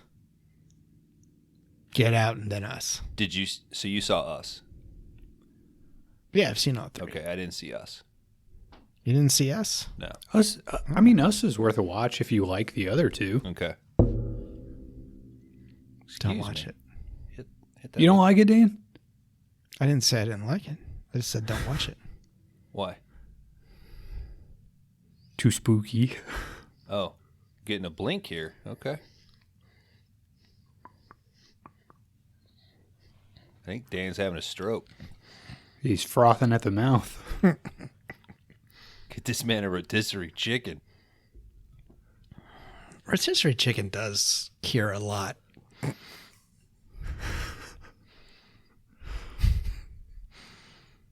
Mike says, "Hey, dude, you left. What'd you expect to happen?" Brian cuts him off. I was going to make a naked brother joke there, but I decided not to. And let's go back a little bit. I didn't make a Monica Lewinsky fat joke, and Bones made a hot dog neck joke. So, I thought you were going to point to me. I thought you were going to make an orifice reference, not. Oh, I get where you're going. Cow. I got you. Dude, Sorry. Orphans don't know how to bang, bro. You know that. Hey, you guys talking orifices? Orphans don't bop, bro. Yeah, dude, they're in the paper. Yeah, we're talking.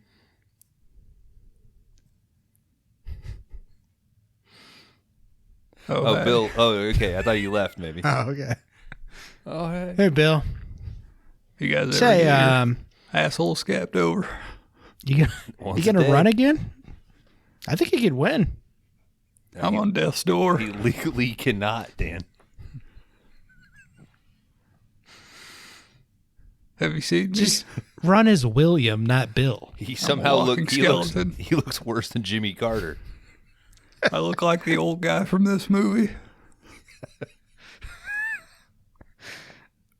A quote from my wife. Joker. Jimmy Carter's been on hospice for like 8 months. Joker tainted all the makeup. I look horrible.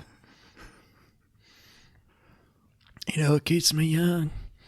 Just puffing on that cigar. At this point, Brian says he ate a while ago, but he's getting hungry again. When he gets hungry, someone dies. How come he never grows?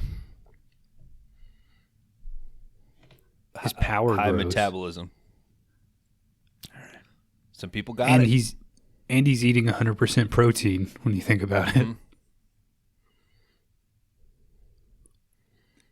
We did ask the question, what does a brain smell like? By the way, can anybody name the other 3 Brain movies that we've covered? The Brain. Brain Dead. Brain Damage. One more. We said The Brain. We've covered The Brain. You've covered Brain Damage. And Brain Dead. And Brain Dead. And there's one more.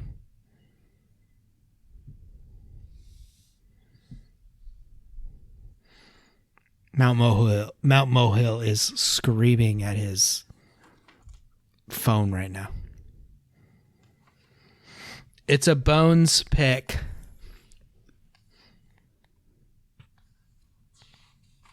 Brain Scan. God Yes. damn. Okay. Watch all 4 of them. I was thinking more brain specific, not just a title. I was trying to think story, not title. Yeah, we've covered 4 Whatever. Who cares? brain title Who movies. cares?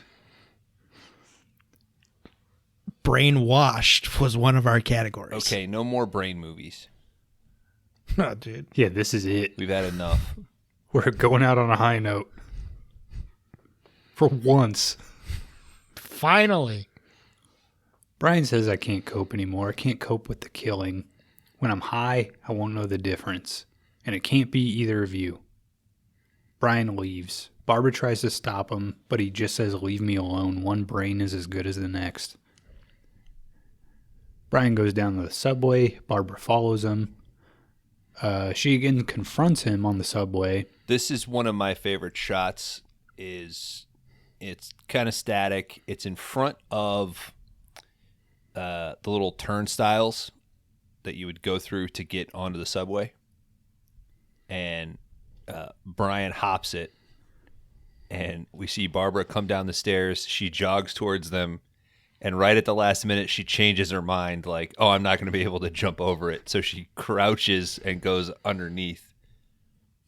But there's like a literal hop of then like, nope, not going to happen. And she goes underneath. So I don't know if that was planned. Did the actress herself decide, like, nope, not going to make it, not worth it.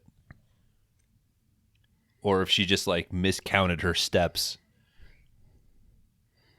So one take mentality from Fair enough. water, dude. Yeah, yeah. It's like, I can't get that high. Well, she's got those old school 80s like jeans on, you know. They're not really built for Real denim. Yeah. What were the denim levels and that we learned from knockoff? Well, denim's measured in like ounces, how thick the fabric is. 80s denim is thick, dude. Mm-hmm. Because it had to hold back all that bush. And that bleach.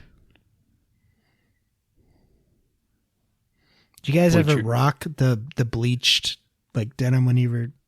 Did your mom ever dress you in that shit?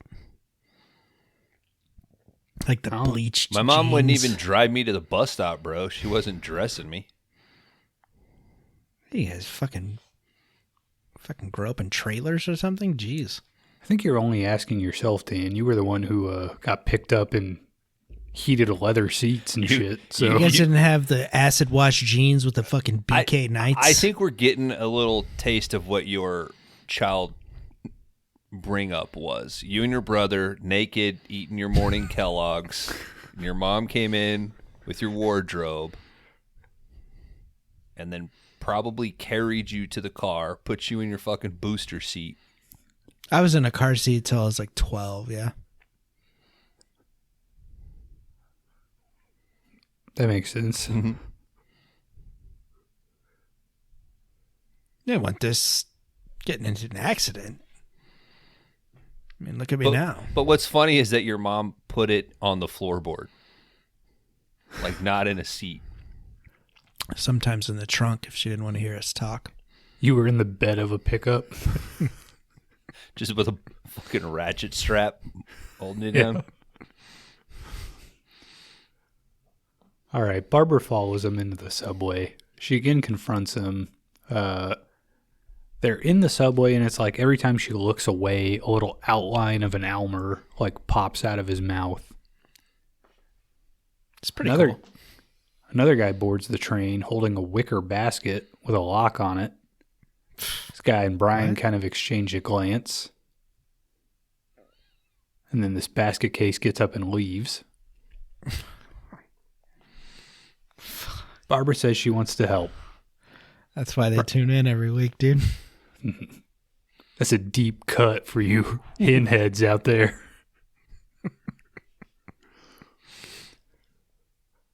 Barbara says she wants to help, but Brian just goes in, gives her a kiss. Her eyes roll back in her head. Blood forms around their lips. Brian lays her down on the subway seat and leaves the car. And while this is happening, they cut to an insert of a Gene Simmons-looking lady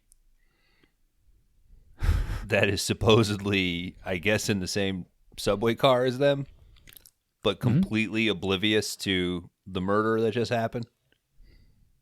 It's New York, baby. Yeah. That was probably an added shot to stretch out the runtime. It fills out a good 3 minutes.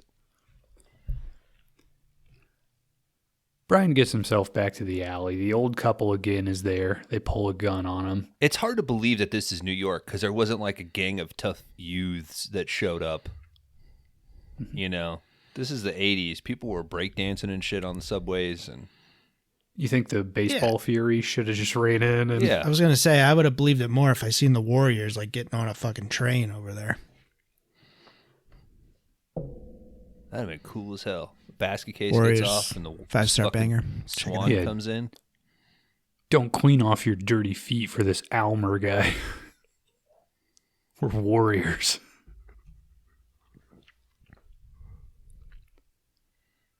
The old couple pulls a gun on him. The man says, "We want him back now." The old lady starts patting him down. Brian says, "I really need him. I'll get sick." But the old lady finds Almer. They pull him off. But he attaches to this old lady's head, gives her the old brain and drain. And to add to it, he takes out the old man as well. Brian looks down at all this carnage. He says, "I'm going to be sick." Almer says, "Just put me on your neck, dude." As Almer goes to give him a dose, the old man pops up. He's still alive. He grabs Almer, which shoots, a ton of the blue goo into Brian's brain. He starts overdosing. This old guy squeezes Elmer so hard that he bursts. So I guess through all this time of like Julius Caesar and Napoleon owning Elmer, no one ever squeezed him a little too hard. But Elmer dies. Brian's all messed up. Lights are flashing big time. His head starts to swell up. He goes back to his room, but it's too late. He just takes the old man's gun out, puts it up to his head, and fires. The entire room fills with light. Mike and a bunch of cops run in. Brian's just standing there, giant hole in his head emitting light. Camera pans up. We see a bunch of electricity flashing. And that's it. Brain Damage. 1988, directed by Frank Henenlotter. Dan, hit me with that research. Upon further research, gentlemen, from Brain Damage from 1988, directed by Frank Henenlotter. Question mark on the budget here. We have a box office of $900K. That's an estimate. Probably costs less than that, I would say. From what I understand, it was very cheap. Released April 22nd, 1988. At the cinema that week, you could catch The Unholy and Above the Law with Kron's favorite action hero, Steven Seagal. What does it take? What does it take to defeat an Elmer?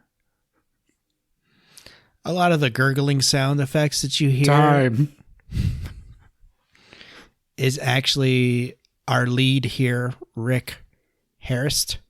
That's his stomach. He went into the sound booth and they recorded his stomach on an empty stomach. Whenever he drank coffee, I guess his stomach would make a whole bunch of noises. So they just recorded that.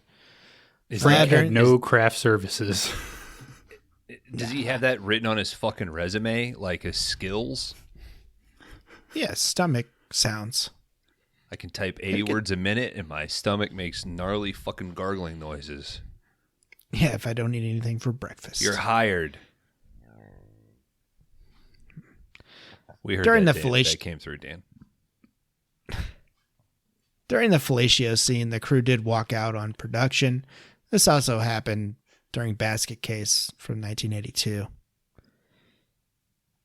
This was reportedly Henenlotter gave up cocaine, and this is why he wrote this movie. It was a metaphor for his experience. Henenlotter did give Rick a split lip because he thought he looked too fucking pretty. That was his quote. And that it wasn't from a deleted fight scene. I guess a lot of people say that there was supposed to be a fight scene, but they didn't have enough money and time to film it. But Henenlotter came forward on a commentary and said, no, that was never the case. I just wanted him to look kind of tough. There's no fight scene. I just punched the actor. Yeah, supposedly it was supposed to be him and his brother at like a club early on, and he like protects his brother. But said Henenlotter cleared it up a few years ago.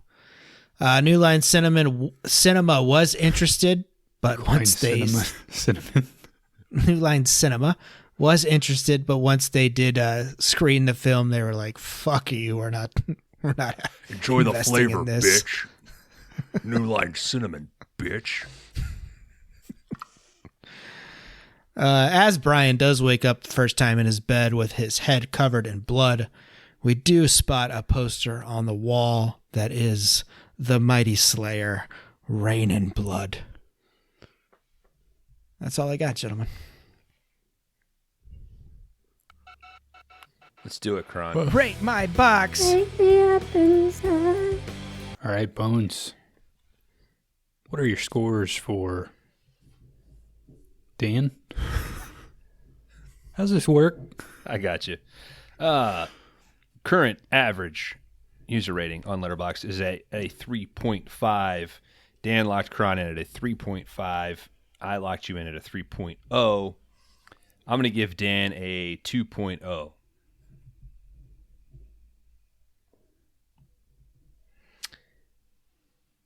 I am giving Bones a 3.0.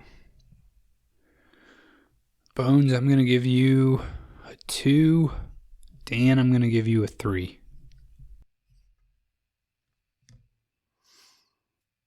All right.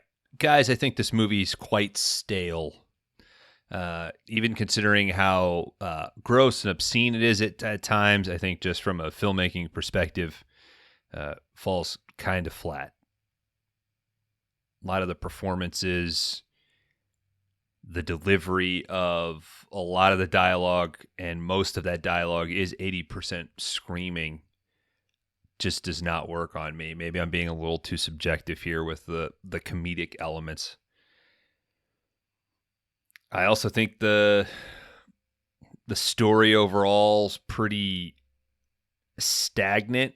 I was pretty dry on this on my first watch.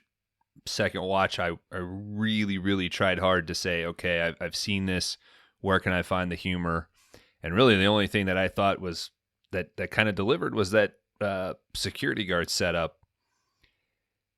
I don't think that Elmer looks interesting or good. I appreciate that there's budgetary issues, but probably a lot of people are connected to this. You know, a fun sort of shock 'em cult sort of movie, but for me, again, falls flat. I'm just at a solid 2.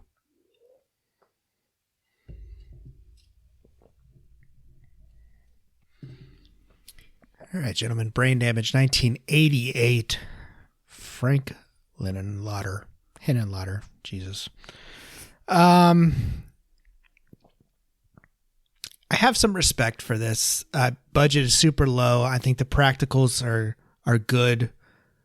I think he pulled everything he could to get the best movie that he could.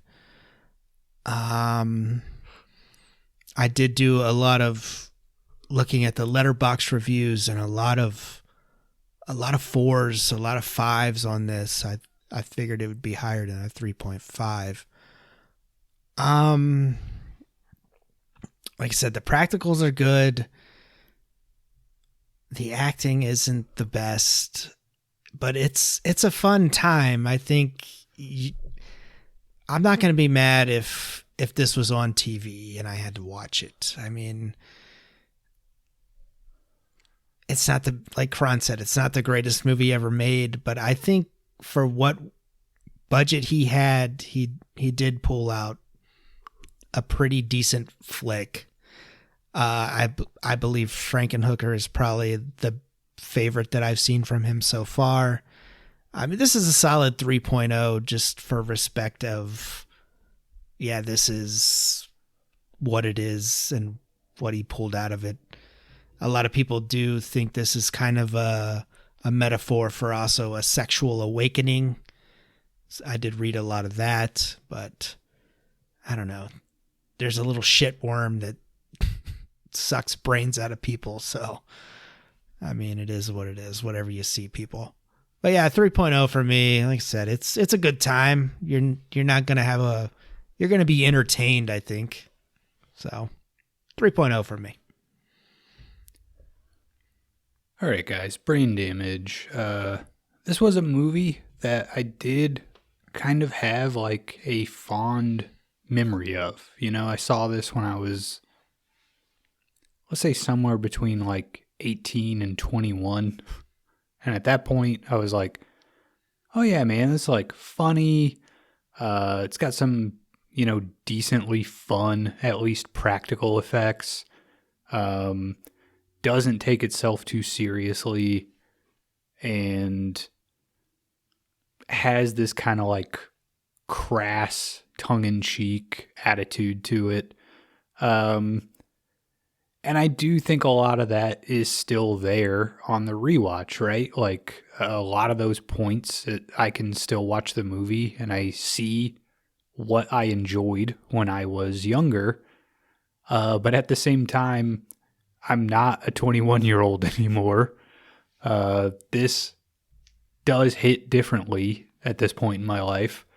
And And as I was watching it, I kind of got this feeling of like, oh, I'm watching Trauma right now. You know, that's kind of what it feels like. It feels like an elevated Trauma movie with a guy that actually knows how to work on the cheap and at least give you a decent movie, right? Like Trauma is just cheap and bad, and this is at least cheap and punching a little bit above its weight.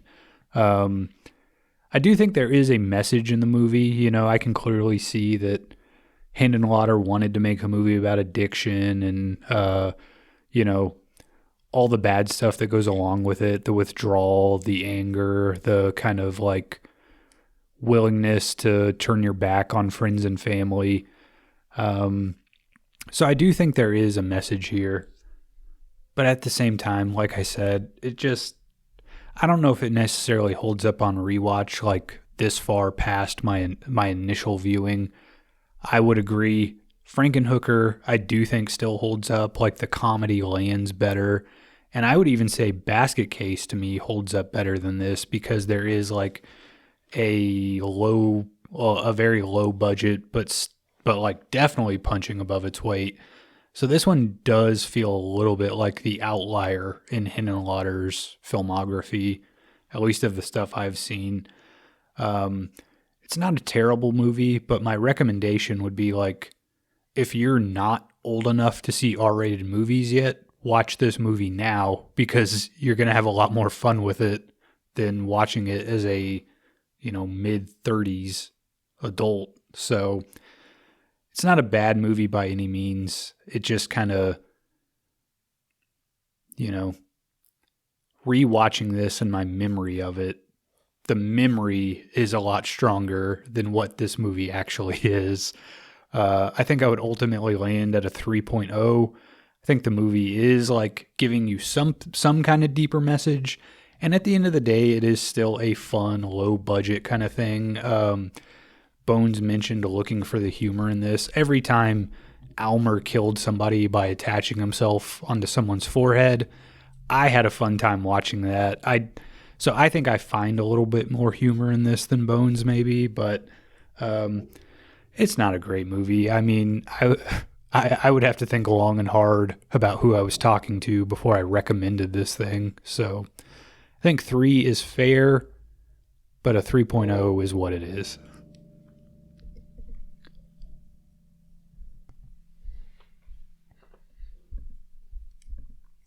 Thank you, Kron. Thank you, Bones. Thank you, Dan. That's not a tough one to give. I know I'm definitely in a minority on this, but... Well, I mean, we're tough. all below the average. I think Henenlotter has, like a cult following himself. Yeah. So... Well, like... I get it. To touch on what Dan said, I mean, a lot of my letterboxed family, for lack of a better term, there's a lot of 4s, 4.5s. It's pretty high. And so after watching it that first time, going to log it, seeing like, oh shit, what am I not seeing? And trying to watch it through a different lens. It just, I don't know, couldn't get past the fucking screaming and long 3-minute, like in itself, there is humor in that. It's like, well, we'll just fucking let this lady scream and throw shit. But I mean, like you said, a fucking talking alien turd with brain powers, that should be right up my fucking alley. No. Is that 2.67, something like that? Brain Damage would have an average score from the three of us of 2.67. This thing would end up at number 78 out of 120 movies on the big list. Fair. This would currently be right below The Last Seduction, another Kron pick, right above Flesh and Blood. Hell yeah. It's not a great movie. I mean, I do think if you're like, let's just say like 15 to 20, like this would hit differently. You know what I mean? 100%. Oh, yeah. I will say this, Flesh and Blood is substantially better. You'll have an opportunity at the rewind we'll to... see. Speaking of rewinds, speaking of points, Dan got a 0.5, I got a 1. We got to figure out when we're doing a fucking rewind. Just keep it going, boys. Sooner the better. Bones, 8 points. Kron, 5 points. Dan, 4 points. Keep it going, boys. Let's keep it going. You got anything else, Kron? I don't think I have anything else. I mean, go watch Frankenhooker, I guess, would be the takeaway from covering brain damage. So that's about it for me. Well, Dan, before you take us out, I will say this episode will be coming out a few days before Christmas. I can't think of a better movie to watch with your family. Yeah. It's true. But in all seriousness, we hope everybody has a safe and enjoyable holiday. Having worked in the EMS service, there's a lot of depression that happens this time of year, and I know in the past we've discussed, we've addressed certain things. Dan, you've been kind enough to link to suicide hotlines if necessary, but there is a spike this time of year, so if you need help, get some help. And again, hope you have a good, safe holiday. And thank you for listening to 5 Day Rentals, because we know we might pull the trigger and end this pretty soon. So,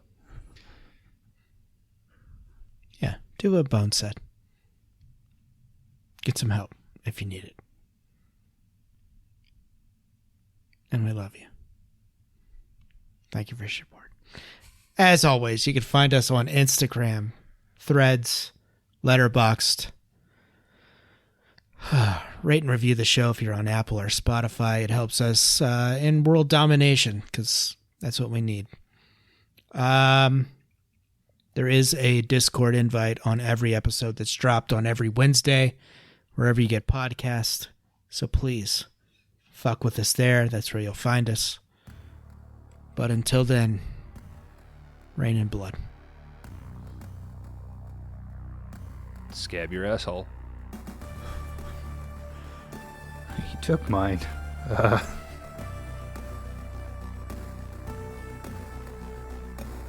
Crash and burn.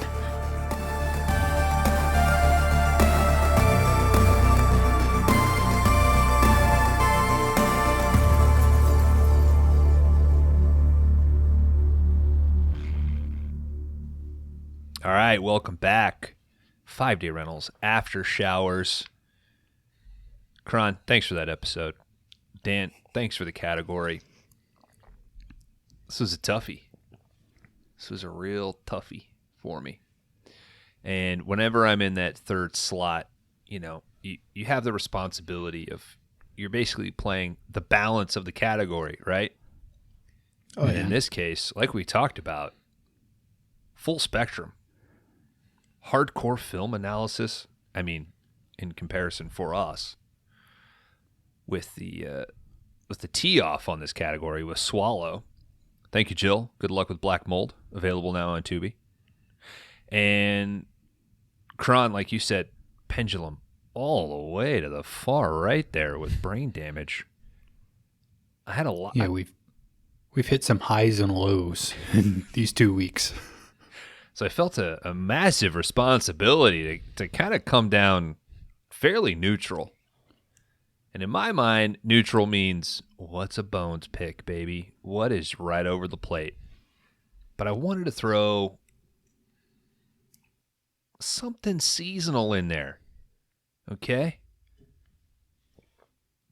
We did do a spooky season category, but we didn't really lean into the holly jolly Christmas.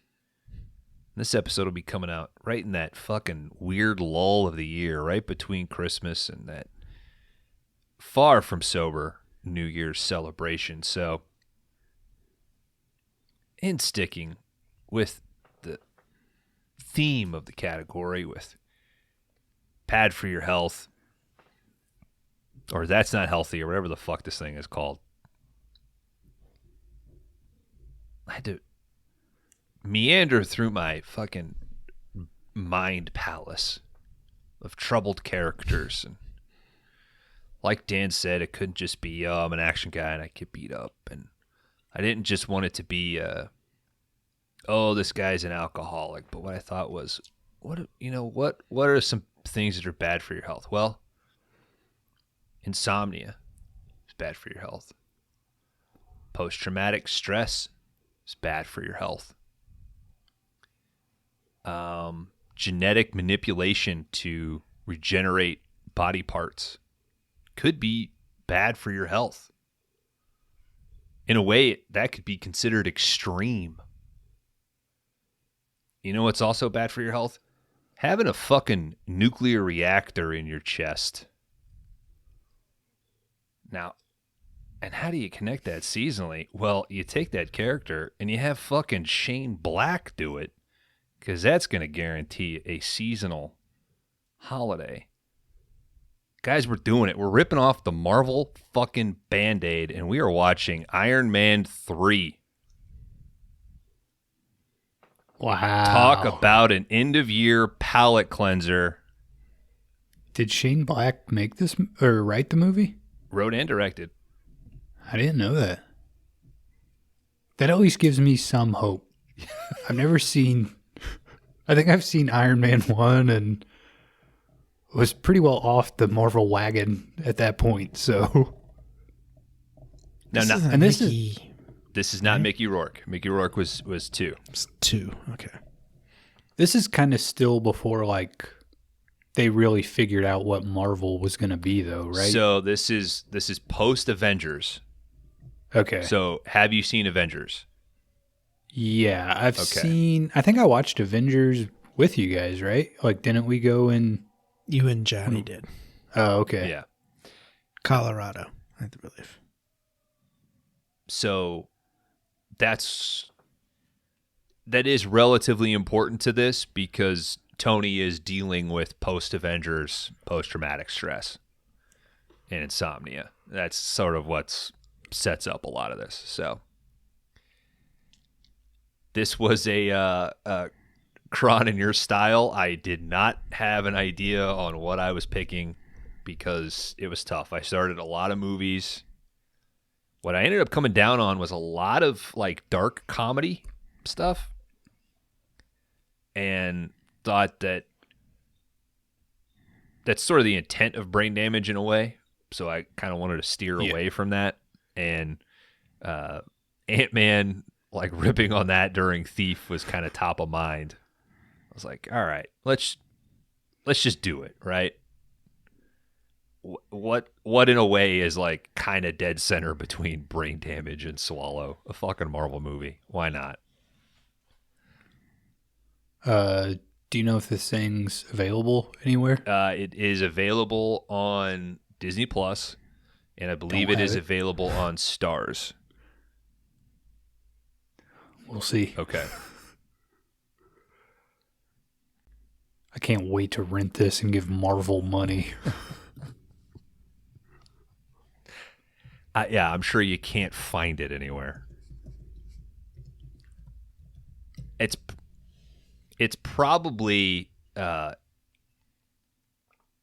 in the $5 Walmart bin would be my guess. $3 maybe.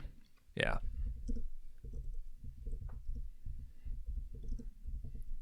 We'll tell you that it is considered to be one of the better Marvel movies. Dan, not to blow up your spot, you were a big Iron Man guy. I thought you liked Iron Man. You dug it. I do enjoy the Iron Man. And I think this is still when Paramount had distribution. Mm-hmm. So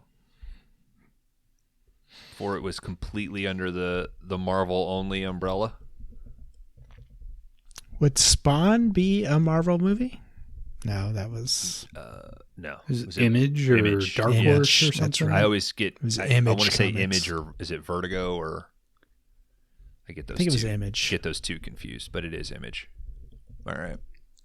It's one of our highest downloaded episodes.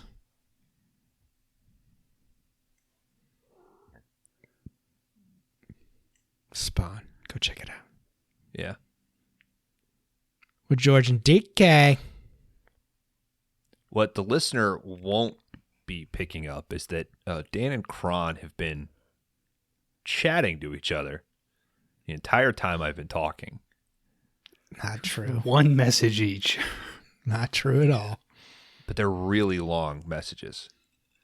No, they're not. I'll send you a website. It's one of them. That's long. A text message should be a thumbs up or a KK. Or an eggplant emoji. I constantly tell my wife, I'm like, I'm just gonna respond with emojis to my parents. Like that's See, the regular eggplant emoji isn't big enough for me, so I took I zoomed in and took a big screenshot, and I just copy and paste the image. So you have eggplant for dinner like how many times a week? Shit's rich in antioxidants, dude. You got to get your purple. And you're like, this is not what I meant, but it's delicious, hon. Oh, guys. Bones, you ate at this place. There's an Indian place in Nashville. Okay. And I started getting this thing that's like, it's like charred eggplant. And I don't know how to describe it. It tastes like a cigarette, but it's so good. It is fucking delicious. Is it the vegetarian version of charred groin? No. Okay. Chart I've grown. Charred groin? They charred off grown. Dan, did I tell But it did I tell you about this it Indian tastes just like a this cigarette. Indian dude. It's dinner so at fucking Kron's good. house?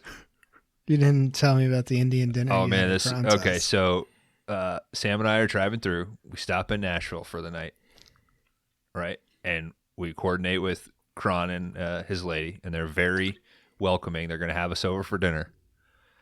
And Kron picks up Indian food, and So he didn't even cook.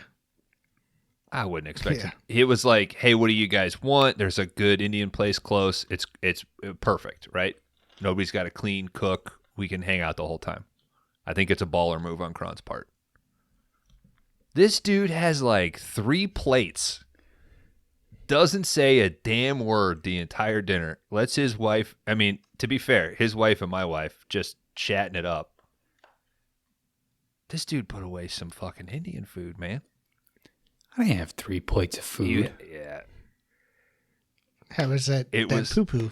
It was second plate, bam, instantly. And then after second plate, he was like itching, like, you guys want some more? It was like he asked us that question and like, God, I hope they say no. Like, I hope they're full. And I like looked at my wife. I'm like, I think he wants some more. So I was like, nah, dude, you're good. You can. I don't remember this at all. He was licking the lids, man. This is a made-up story. I was like, you gonna put those in the dishwasher? He's like, no.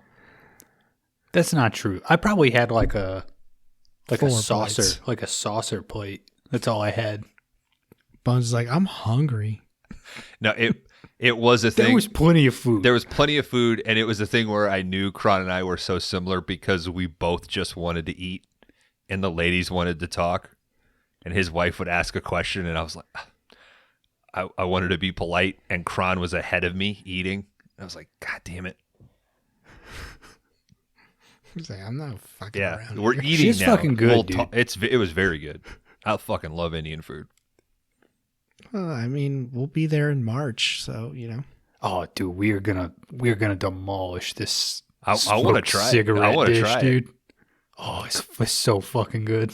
I mean, Kron will be staying at the Airbnb and he's gonna down some episodes and some Indian food. Apparently, What's it called? Like tikka marble? Like I'll send you the name of it. I don't. I have no clue off the top of my head. it's like a cigarette. That's what it tastes like. I do. Whenever I eat Indian now, like I look at the menu, I'm like, I think I've deciphered this. Like, aloo means, fucking potatoes, and chana means it's gonna have garbanzo beans, and that might be totally wrong, but I feel like I can see the pattern I'm like, oh, Isn't paneer cheese? paneer is right? like the little the tofu kind of cheese, yeah. Yeah. And then tikka is like that saucy flavoring, which is really good. So, like a tikka masala paneer. Oh, and the place here, I gotta limit it at like a 4 out of 5, because a 4 is like, and that's what's good is because like I know she won't eat any of it. And this is too spicy. I'm like, oh darn. And I'm just sitting there, my fucking nose running like I'm waiting for the bus, sweating my ass off, just fucking loving it. I don't know what that means. That's a 360. God damn. Okay, there was probably a really jarring cut there. That's because we started to talk about off-pod business in the middle of the after showers. But that's the after showers, baby. It's fucking loose. Iron Man 3. Clean, baby. I mean, I knew it was coming. I knew Marvel eventually would show up. And somebody had to do it, and it's me.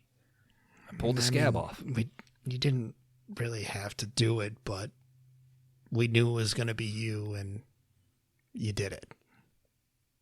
It's a Christmas movie. It's the end of the year. It's a great palate cleanser. Starts us off right. I feel like we're going to get sued. Is it Kron's category next? I always thought it'd be Howard the Duck. I think we're going to get sued. I think the first cease and desist is coming with this episode. From Marvel? With this one? Well, no, Iron Man 3. No. We don't play any clips or anything. They can't. They want people to. Yeah, we stopped playing the trailers like fucking 2 years ago. Kron, do you want me to rip Iron Man 1? No. Quit asking off-pod stuff. I already had to cut. But do rip Iron Bones Man 3. 2. I don't have Iron Man 3. We'll go buy it and then I don't have rip 2 or it. 3. Then I don't have to buy it. I have 1, but I don't Rip 3. have. Are you going to watch 1 or 2? No. Might be better that way, honestly. Bones said I only need to see Avengers, and I've seen Avengers. If you've already seen Avengers, you'll be fine. You can fill in the gaps. Yeah. As long ago as I saw Brain Damage, so.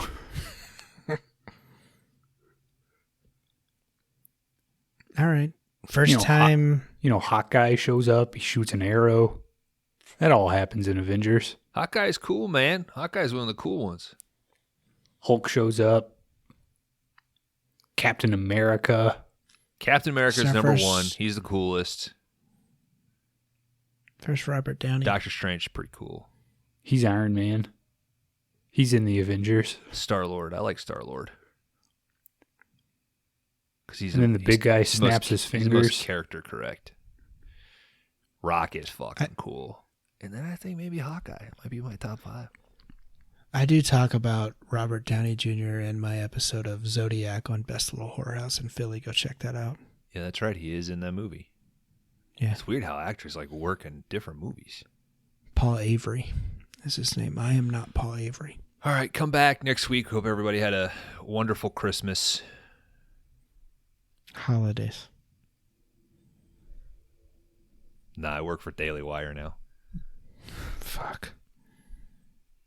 I knew it. Love you. Crash and burn. Crash and burn. Crash and burn.